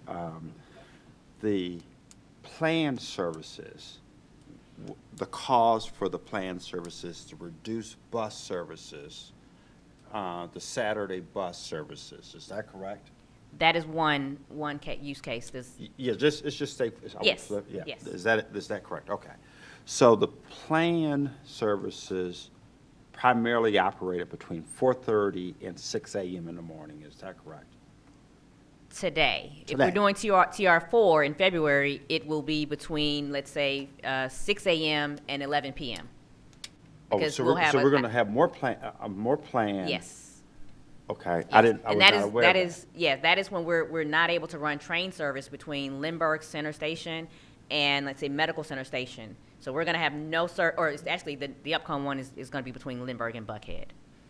Oh, but that's rail repair, though. Is that correct? That's correct. Okay. So maybe I should explain it, define it a different way. Planned service because of lack of capacity. Okay. How about that? Yes. Is that a good way to Yes. explain? Okay. Planned service for lack of capacity is from 4:30 to 6 a.m. That's how we have it programmed. Yes, today. Yes. Okay, today. And because of the great work that Mr. Patterson is doing in the HR department, we're down to 52 positions for bus drivers and 62 for maintenance workers. So we anticipate within this next 60 days that we will be able to move back up to regular services across the board. Is that fair? That's fair. We've started that journey already. Okay. So because of the great work of the team, we built back our capacity on the bus so that planned services for the early bird should be phasing out in the next 60 days. Yes. Is that correct? Yes. Okay. Yes. The planned services and the unplanned services is what we're going to vote on in these for these resolutions for the rest of the fiscal year, absent the 60 days we're about to do for the early bird services. Is that correct? It could be beyond this fiscal year. I'm asking for approval for a maximum contract value. These services are on an automatic renewal, year to year. So as long as we don't spend that money, it kind of lives in a pot in a reserve account, or not a reserve account, but it just lives in a pot. It's there for us, right? We're not spending it. We're not obligated to pay Uber or Lyft at any point. I'm just asking for kind of the authority, the authority to have this amount of money set aside for both unknown, the nature of unknown events as well as known events. So the $500,000 is not for fiscal year 2023. It's for fiscal year until you spend all that money. This is It like could be authorization. from tomorrow through whenever that number, we reach that number, and I need to come back to you and say, hey, I need more. Yes. Okay. And are we limiting the reasons why you can spend that money? Yes, I will say that I think, personally, we're being very judicious, and I'm not just going to open this up, and we don't open this up just on a whim. Mayor Floyd, as he said, is when we have to run a bus bridge, and that's not every week. That's it's when we really inconvenience folks. The TR4 operation is once a year for about 5 days, once a year. I don't think we had anticipated, this kind of a shortage with bus operators, right, with COVID, and so that wasn't something. But those are kind of the extreme. That was a longer term program, but most of the programs only last maybe 2 or 3 hours, and then we're back. Rail is back up and running, and we discontinue and deactivate that program. I'm inclined to support this resolution if we limit it, okay? And I'd like to limit it for unplanned emergency use and track repairs, which it seems to contemplate. What I would like to have as a mechanism for this board to review is if we're using it to supplement routes that should be part of our everyday business. And I understand that the pandemic, and I understand the pandemic was a factor that caused us to have to do that early bird service, but I just want the board to have the opportunity to weigh in if we go outside of those two areas. Thank you. So, I mean, if I could propose that, firstly, what Ms. Allen has said is that the circumstances under which we've used these contracts are specific, and they are specifically in those areas. I'd like us to think about this as more of an insurance, right? So we don't spend it if we don't need it, and we're in those moments that we do need it, we're really glad we have it. There's a prescribed amount of money that we cap, that we actually let each customer spend, and we would be happy to come back, on occasion to give an update in terms of, what we've spent it on. So you'll find that even though it's an up to of $500,000, I mean, if at some point we decide we have to cancel the pre-scheduled TR4 program for the upcoming season because of some other issue, then there's a lot of money not spent there. And we would simply come back and say, this is what we anticipated, this is what we spent, and you would then be able to determine for yourselves specifically that it's not been spent on anything other than what we've always spent it on. So, MARTA has no intention to, just to augment service willy-nilly using Lyft and Uber. It's specifically to help with that first mile, last mile in the areas where, or rail replacement in the areas where we have struggled and the customers have suffered in the past. I hear you, Mr. General Manager.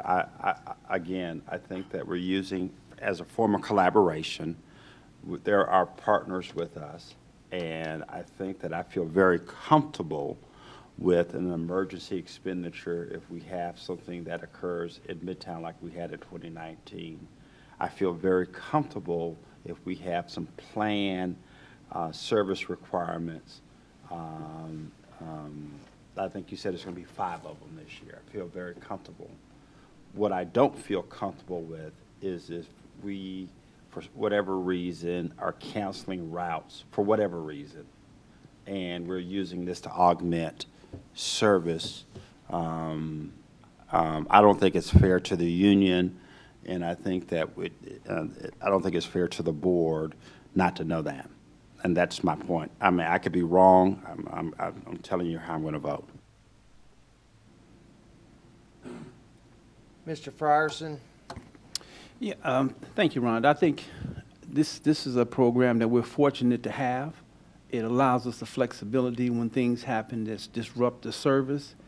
And to Mr. Floyd's point, this is an inconvenience already for the customers that are on our transit system. And so now we're trying to offer them a service that can help them get to their location. And once again, the way you've explained it, it's just that we'll only use when we need it.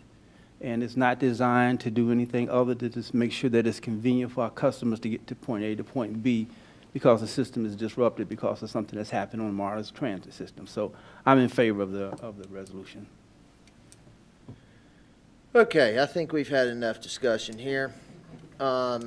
Let's move on to agenda item number 6, resolution authorizing a modification in contractual authorization for MARTA Uber partnership during severe service disruption, LOA L46827. I will entertain a motion.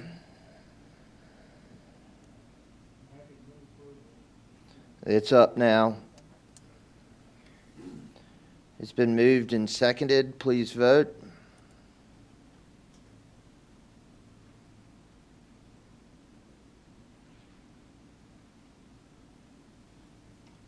The resolution passes. Isn't that right? I'd like clarification on that, Mr. Chairman. Because 2 abstentions may, in fact, leave us not enough votes. I'm not sure how that works. I know we've run into this problem before. Peter, did it pass or not pass?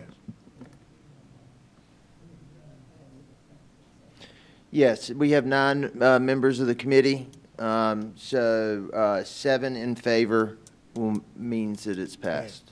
All right, thank you. Agenda item number 7 is a resolution authorizing a modification in contractual authorization for MARTA Lift Partnership, LOA L48275. It has been moved and seconded. Please vote.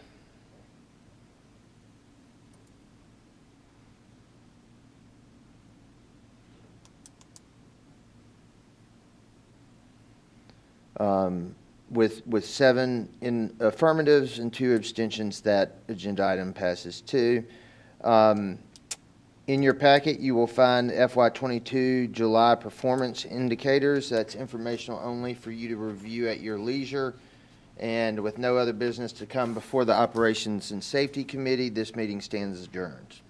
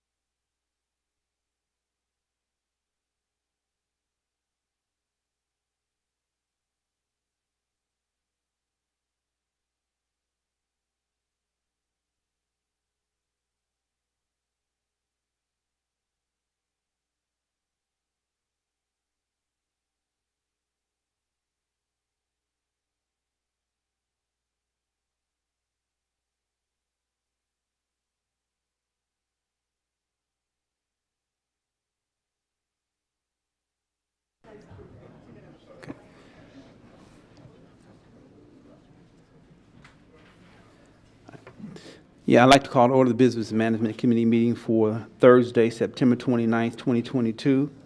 The first item on the agenda is approval of the August 25th, 2022 Business Management Committee meeting minutes. Can I get a motion?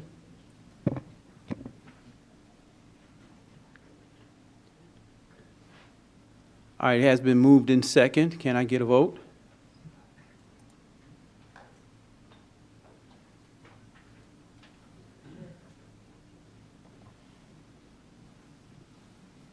All right, the meeting minutes have been approved. Thank you. The next item on the agenda is a resolution authorizing the solicitation of proposals for the procurement of group health and flexible spending benefit plans. This is RFP P50213. Calvin Wright, Interim AGM Human Resources, you have the floor. Thank you, Mr. Chairman.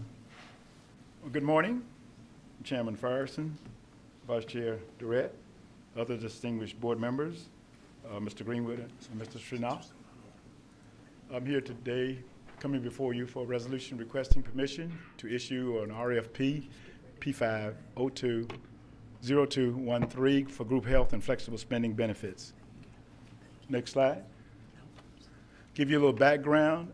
We're seeking to get a comprehensive health insurance program for approximately 4,400 employees plus 1,245 retirees.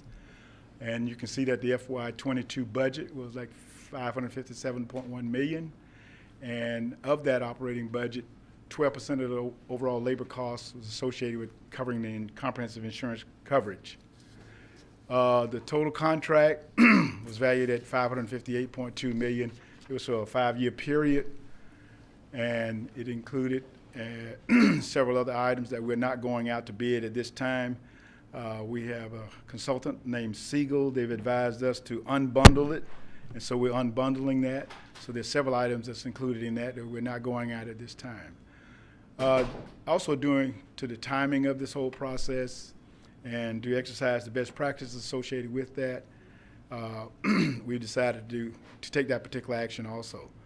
And so what the estimate for this particular proposal is for P50213 is to include pricing for group medical, pharmacy, stop loss, vision, and flexible spending at this time.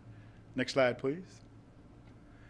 In the particular proposal, we're going to ask the individuals that submit bids for it to address group medical insurance. And we have the preferred organization, and then we have the point of service. We have the health maintenance organization, and the new one that we're adding to give the employees additional option is the consumer-driven health care plan. And under stop loss, we got the pharmacy, management, vision insurance, flexible spending, health care flexible spending accounts, dependent care flexible spending accounts, and a new one associated with the consumer-driven health plan, we want to add the health savings account, and along with that, we have to have a HSA banking vendor, health saving account vendor, banking vendor. And our current vendors, we entered into the contract with them on July 1 of 2020, and the current vendors that we're looking at going out to bid in these particular areas is Anthem and Kaiser. They provided us with medical, vision, pharmacy, and stop loss. The contract has a 3-year base. It's actually a 5-year term. Has a 3-year base and 2 1-year options to extend. Mm-hmm. And you can see the current contract award was $88 million, and based on current trending and high healthcare costs going up, we estimate that in the new contract, the estimate is like $108.1 million. In the flexible spending account space, again, that was a 5-year contract, and it's a 3-year base with 2 1-year options to extend. And the current contract award per year was like $25,000. We estimate it'll be about $26.1 thousand. Next slide, please. And this is our contract versus actual spend. The blue is the gross expenditure, and the orange is the net amount, which is MARTA's share. You can see that's for 2021 and 2022. And this is the estimated values we anticipate in the new contract year of 2026. Next slide, please. In consideration from accepting the various bids, we're looking at key areas of accessibility, the service quality, and on-site support. And here you see our current cost share amounts. For the non-represented employees, it's 75% employee funded and 25 employer funded, and 25% employee contributions. The represented group current is 83% for the employer and 17% for the employee. But bear in mind that we're currently going through contract negotiations with the ATU, and for the represented group, that's subject to change. All right. And we also want to make sure that any providers that we do select have adequate coverage in the geographical areas where all of our employees live. And so we're taking that into account, and the availability and accessibility to all the various areas we got, such as healthcare support services, which is biometric exams, mammograms, and also looking at the various bus garages, the rail yards, and other MARTA facilities. So that has to be within a close proximity. Next slide, please. Here's our timeline for the project. You see from where we are now, we're going to be continue to develop the statement of work. But you see, we want to go out to the public on 12/31 of 2022, and it takes us all the way to getting a new contract we estimate in July 2025. Next slide, please. And we respectfully request the board's authorization to solicit proposals for procurement of group health and flexible spending benefit plans under Rfpp P50213. Questions? All right, thank you, Mr. Wright. Any questions from the board? All right, can I get a motion? Sorry, I have a question. All right, once the second, okay, now questions? Chair Scott? Yes.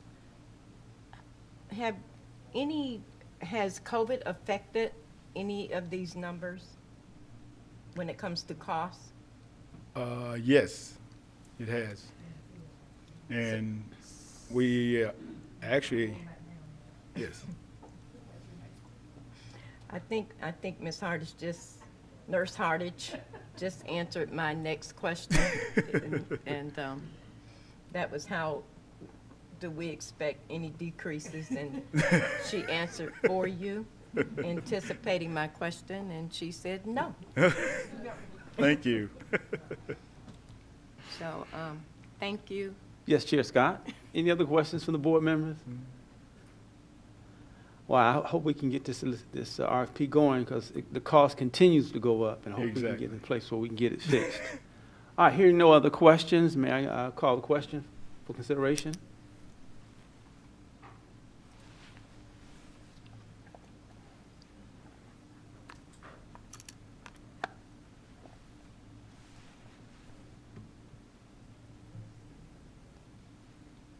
I think we're missing one.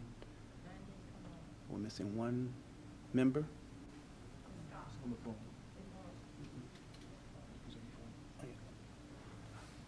Okay.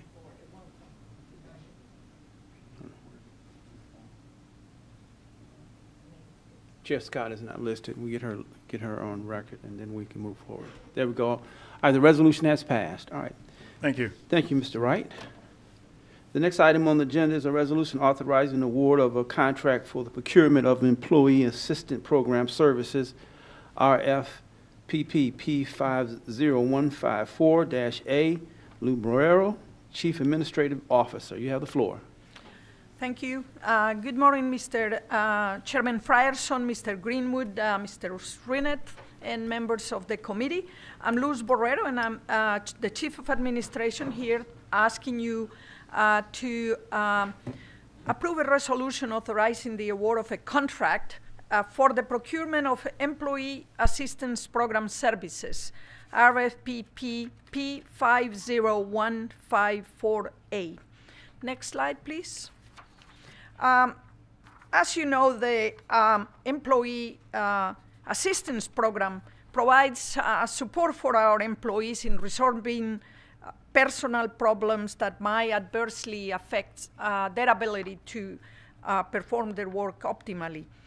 Services include relationship and work challenges support, financial or legal problems support, mental and wellness matters, support for traumatic events, assistance with workplace violence events, and substance abuse. Next slide, please. The current program has a scope of work that includes 3 free counseling sessions per problem per year for employees. It provides on-site clinical incident, stress debriefing when we have traumatic events or crises. It provides on-site seminars and educational training for employees and for management, substance abuse and professional referrals for alcohol and misuse or substance abuse, as well as online support services. We also have an authority-wide monthly mental health awareness communication and educational distribution of materials. Next slide, please. This contract is coming to an end.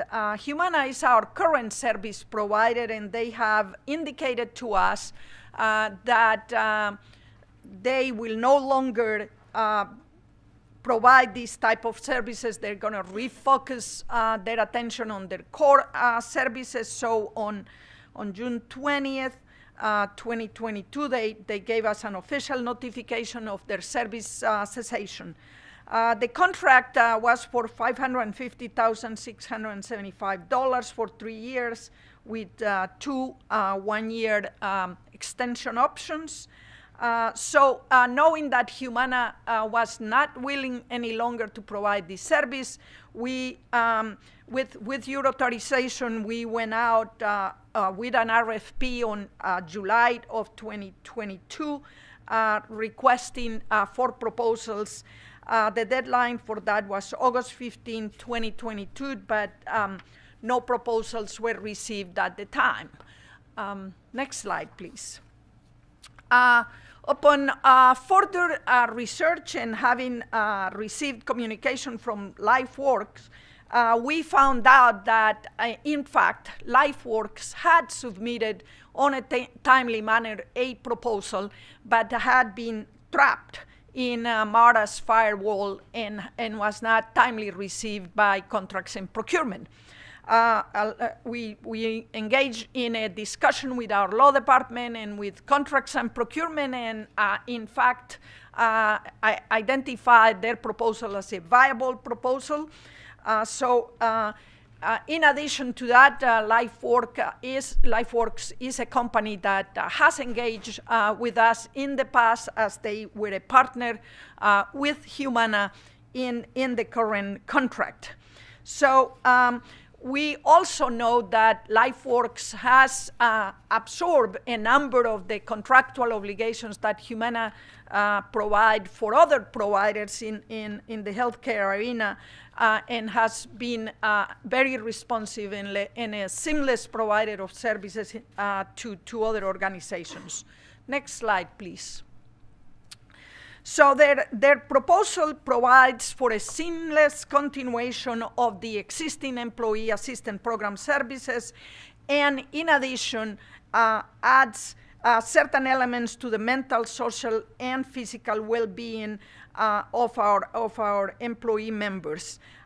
These services and the work they provide is deemed critical and essential to us, particularly as the post-pandemic events have left a number of consequences on our employees as they engage through the recovery process.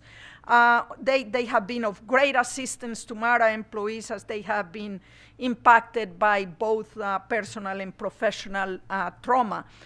So we deem the opportunity to engage in this agreement with LifeWorks a very critical engagement. LifeWorks response, next slide, please. LifeWorks response to Rfpp P51540A reflects not only a transition, a seamless transition of services, but as I previously indicated, some enhancements that we really welcome in this arena. This includes personalized digital user experience using their mobile app and website. They provide a platform that is live 24/7 and offers live chat for any employee in need. It provides a total well-being index assessment that helps employees understand any points of fragility they might have. It provides also on-site support and a digital self-guided cognitive-based therapy program called Care Now. It also provides a dedicated account management approach to our relationship, and it continues with the education, communication, and sharing of curated content for our employees' use. And finally, we will have an enhanced reporting system that seamlessly integrates with Teams, Microsoft Teams. They have committed to a 12% DBE participation, which has been deemed by our DBE program as very good. And they have proposed a fixed price contract of $243,622 for a 2-year contract. This is very much comparable to the previous contract costs. So with that, next slide, please. With that, I would respectfully request this committee's consideration and board approval of a resolution authorizing the interim general manager and CEO or his or her delegate to enter into a contract for the Employee Assistance Program Services, Rfpp P50154A with LifeWorks. And with that, Mr. Chairman, I'll turn it back to you, and I'm ready to answer any questions. Thank you, Ms. Morrell. Can I get a motion? It's been moved and seconded. All right, discussion from the board. Any questions? Okay.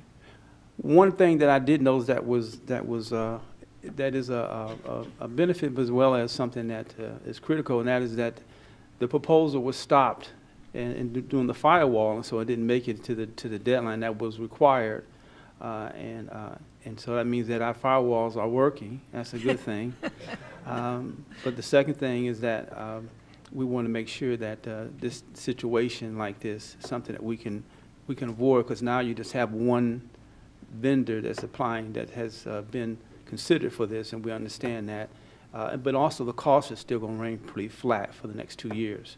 Yes. So it allows you some time to go into the marketplace to rebid for the RFP. So, yes. But thank you. That's the only comment that I have. Any other questions from the board? Hearing none, can I get a call to the question?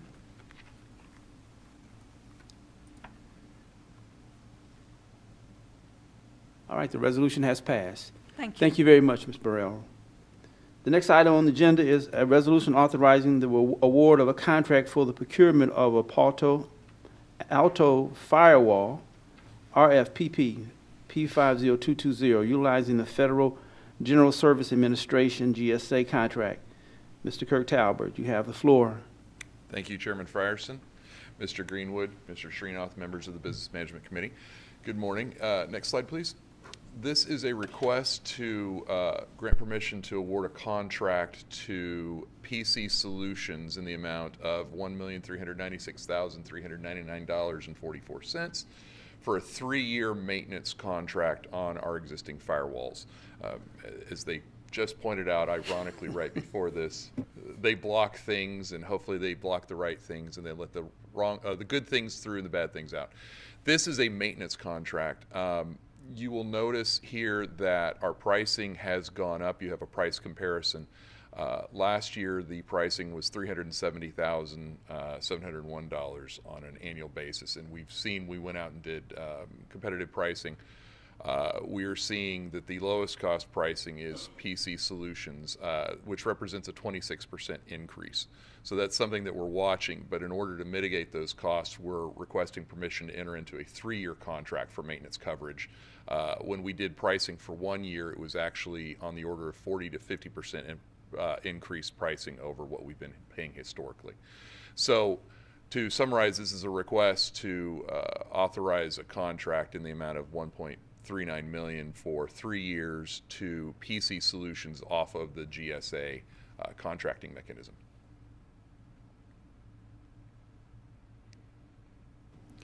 All right, thank you, Mr. Talbert. Can I get a motion?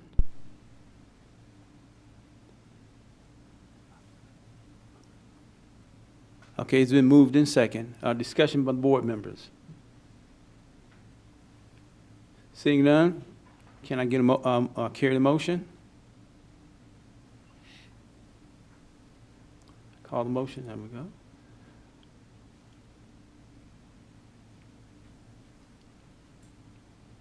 The resolution, I got 6.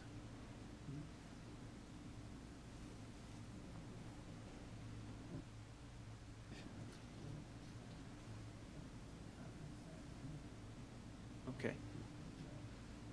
Waiting on one more. There it is. All right. The resolution is passed. All right. Thank you, Mr. Talbert. You have the next item on the agenda. This is another resolution authorizing the award of a contract for the procurement of Arista switches and maintenance, Rfpp, P50221, utilizing the Federal General Service Administration GSA contract. All right, Mr. Talbert, you have the floor. Thank you very much. Thank you for the slight advance.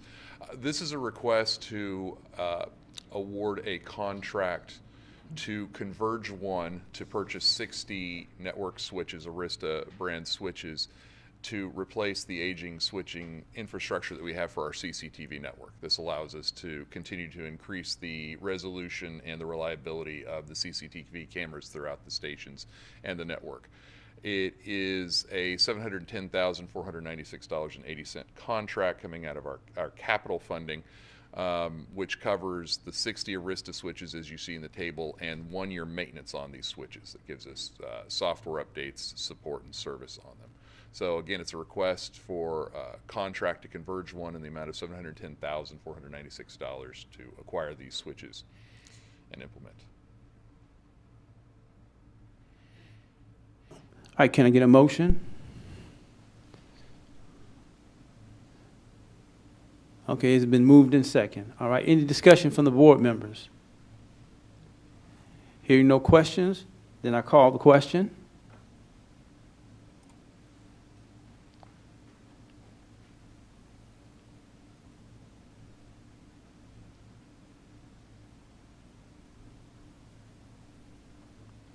There it is. All right, the resolution has passed. All right, thank you, Mr. Talbert. Thank you. And you have the next resolution, which is a resolution authorizing modification in the contractual authorization for MARTA Communications Service Manager, L3972. Mr. Kirk Talbert, you have the floor. Thank you very much. This is a request to authorize a modification to an existing contract that we have with Tibco Software Incorporated. We began in 2019, and the current contract expires next month of this year. The request is to extend the contract for 3 years and to add you can see the total value on the next slide, but add approximately $94,000 to this contract. What this software does, the maintenance support on this software, this is the software that takes the information from the train control system, puts it up on the display signs at the rail stations, takes the information of where the buses are located, pushes it out to the website notifications. So it takes information from all of our core systems and allows us to route it to anywhere else in the system and share it with our customers. So this is support on that well-functioning software. If you can go to slide 2, please. Yes. There is the current contract value. So the request is to extend the contract for 3 years and add $94,706 out of operating dollars. All right, thank you. Can I have a motion?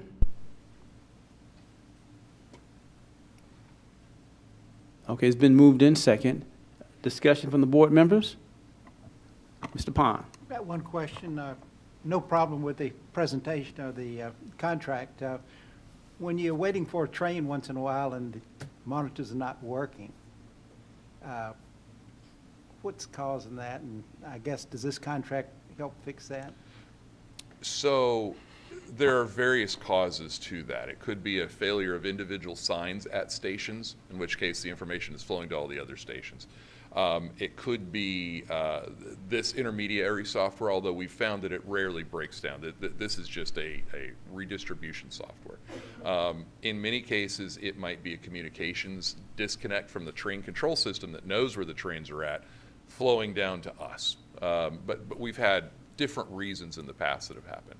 More often than not, it's typically a localized failure. I know we just had one a few days ago operationally where we had 1 or 2 stations that were impacted, but the overall system was working. Okay. All right, thank you. Any other questions from the board members? Okay. Seeing none, I call the question.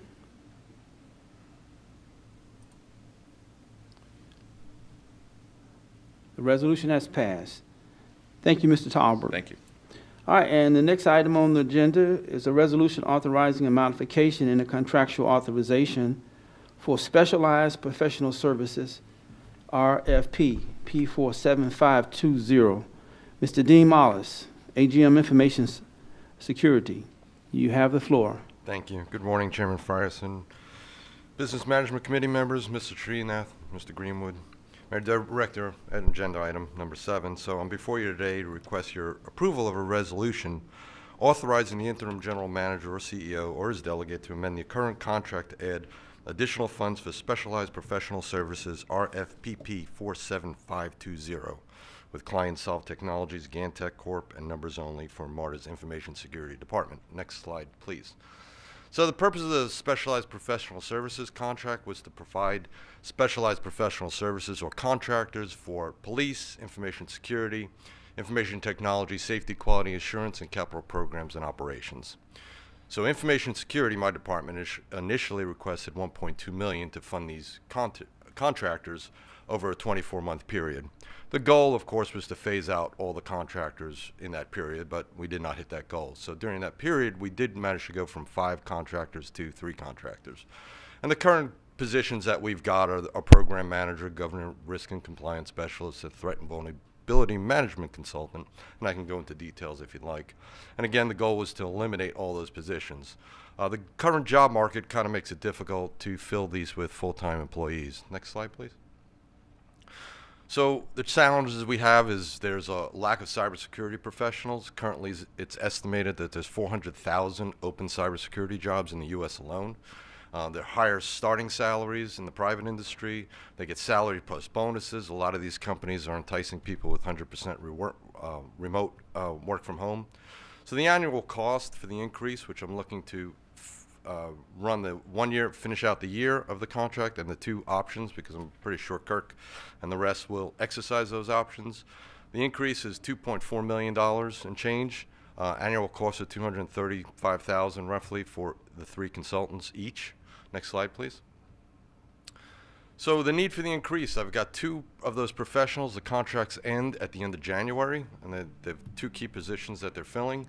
One of the professional services work order ends at the end of June. That would be the end of the contract. They're required really to kind of keep the process and the program building and going. And some of those projects that we're working on really need those contractors to be here to fulfill those services. So I'm requesting the additional authorization of $2,475,840 for 42 months through June 30, 2026, which is the remainder of the contract.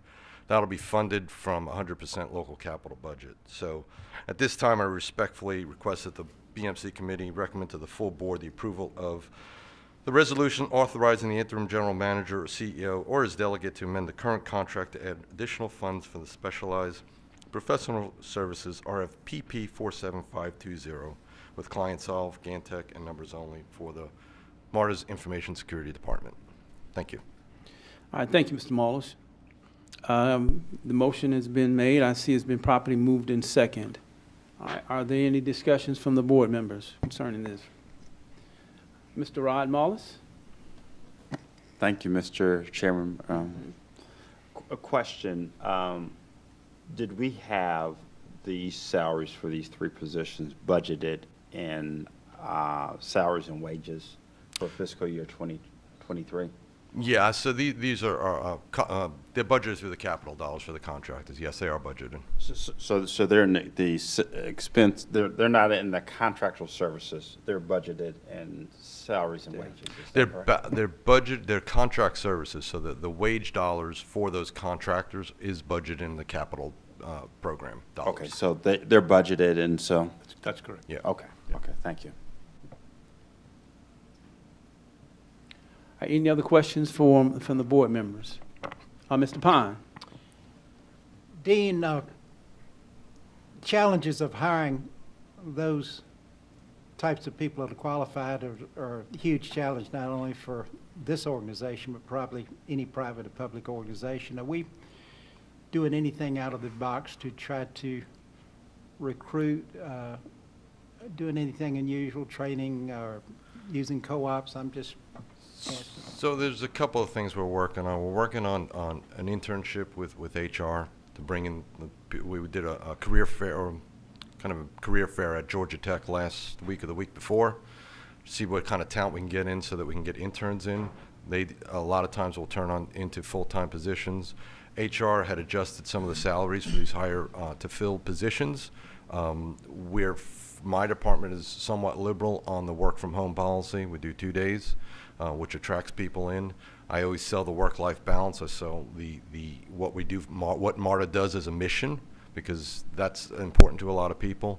I check with my peers. Right now, again, the market is kind of lean, and they're commanding higher salaries than a lot of places are able to pay. The good thing is the market for salaries is starting to kind of shrink down. So hopefully we'll be able to get in. We've managed to hire people. It's just the process takes long. And the one contractor that I converted over to a full-time employee ended up leaving for another contract position because it pays so much more money.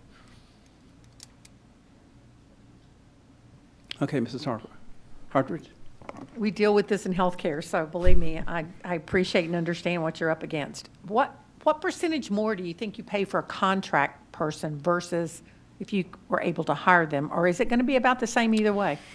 Fully loaded with benefits, right, it's about the same. That's what we think. Okay, I thought that's what you would say. Thanks, yeah. Dean. Okay. All right. Any other questions from the board members? Okay. Mr. Chairman, I have one Yes, question. Mr. Snyder. It's kind of a follow-up to Ms. Hardy's question, but in the private sector, what's the delta between how much we're offering versus what the private sector is offering? And that's a good question. I mean, it depends on the organization. I know the CISO at Equifax, he starts his security professionals at $150,000. We're quite a bit below that. We're starting in, I think, the 20 A's, which are a range from 90 to 125,000 for an engineer. I know people that work over at Cox Media, they're starting them at 130 plus a 10% bonus, plus they're working from home remotely. It really depends, but I also know other organizations that the salaries are comparable to what we're paying. It really depends on the industry, depends on the organization. But as an average, they're kind of topping about 130 last I looked. Okay. All right. Thank you. Yeah. Okay. All right. Thank you. Any other questions? Seeing none, I will go ahead and call the question for the resolution.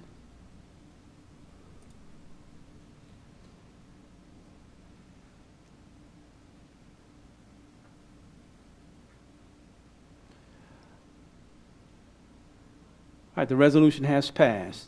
Thank you. Thank you. Thank you. Appreciate it very much.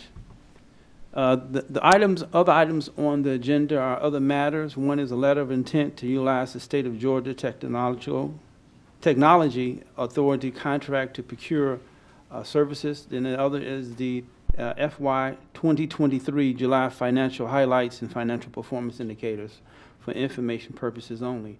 Are there any questions concerning the other matters? Okay, seeing none, hearing none. Mr. Mullis? Yes. I have always questions and comments from our CFO, our esteemed CFO. Congratulations for getting an upgrade for Fitch on our credit rating, first of all, to AA minus, I believe. Is that correct? From AA minus to AA.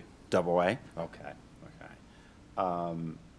Questions around the COVID stimulus funds and the strategy, how we're using that to build capacity and to build reliable services.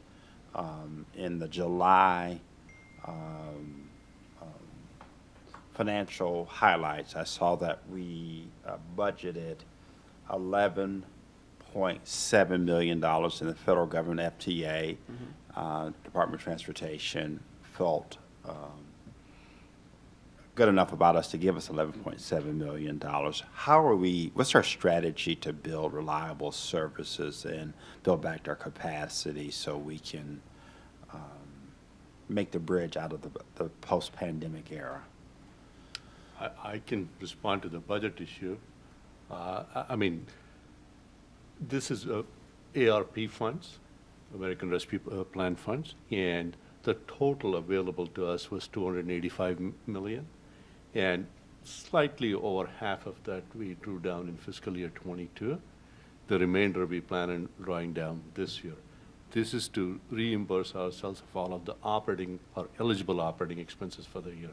So as you can see from the month of July, we are pretty much on track to draw down whatever we had budgeted on that. And we did a little better in budgeting for the month of July also. We had a surplus, and I think it's primarily associated with increased sales tax and ad valorem tax that we collected. Is that correct? That's correct, and slight increase in passenger revenue also compared to budget. Okay. And I'm glad to see, per the general manager, interim general manager, that we are now hitting our numbers on our salaries and expenses and contractual work. So we're also building that capacity. And I guess the revenue from passengers is a telltale result of that. Is that correct? Yeah. All right. Well, I'm very happy that we're investing this CARES COVID stimulus funds to build back capacity, and we're still also running a surplus. So well done. Thank you very much. Thank you. Appreciate it, Mr. Mullis. One other comment I want to make is that as I look at the financial information, once again, revenue is up month to month, but ridership is still trending below budget. Bus ridership, all right. But it looks like we're trending in the right direction in terms of revenue. So good information to have. Thank you. Appreciate it very much. Any other questions or comments from the board? Okay, hearing none, then I consider this management committee meeting adjourned. Thank you.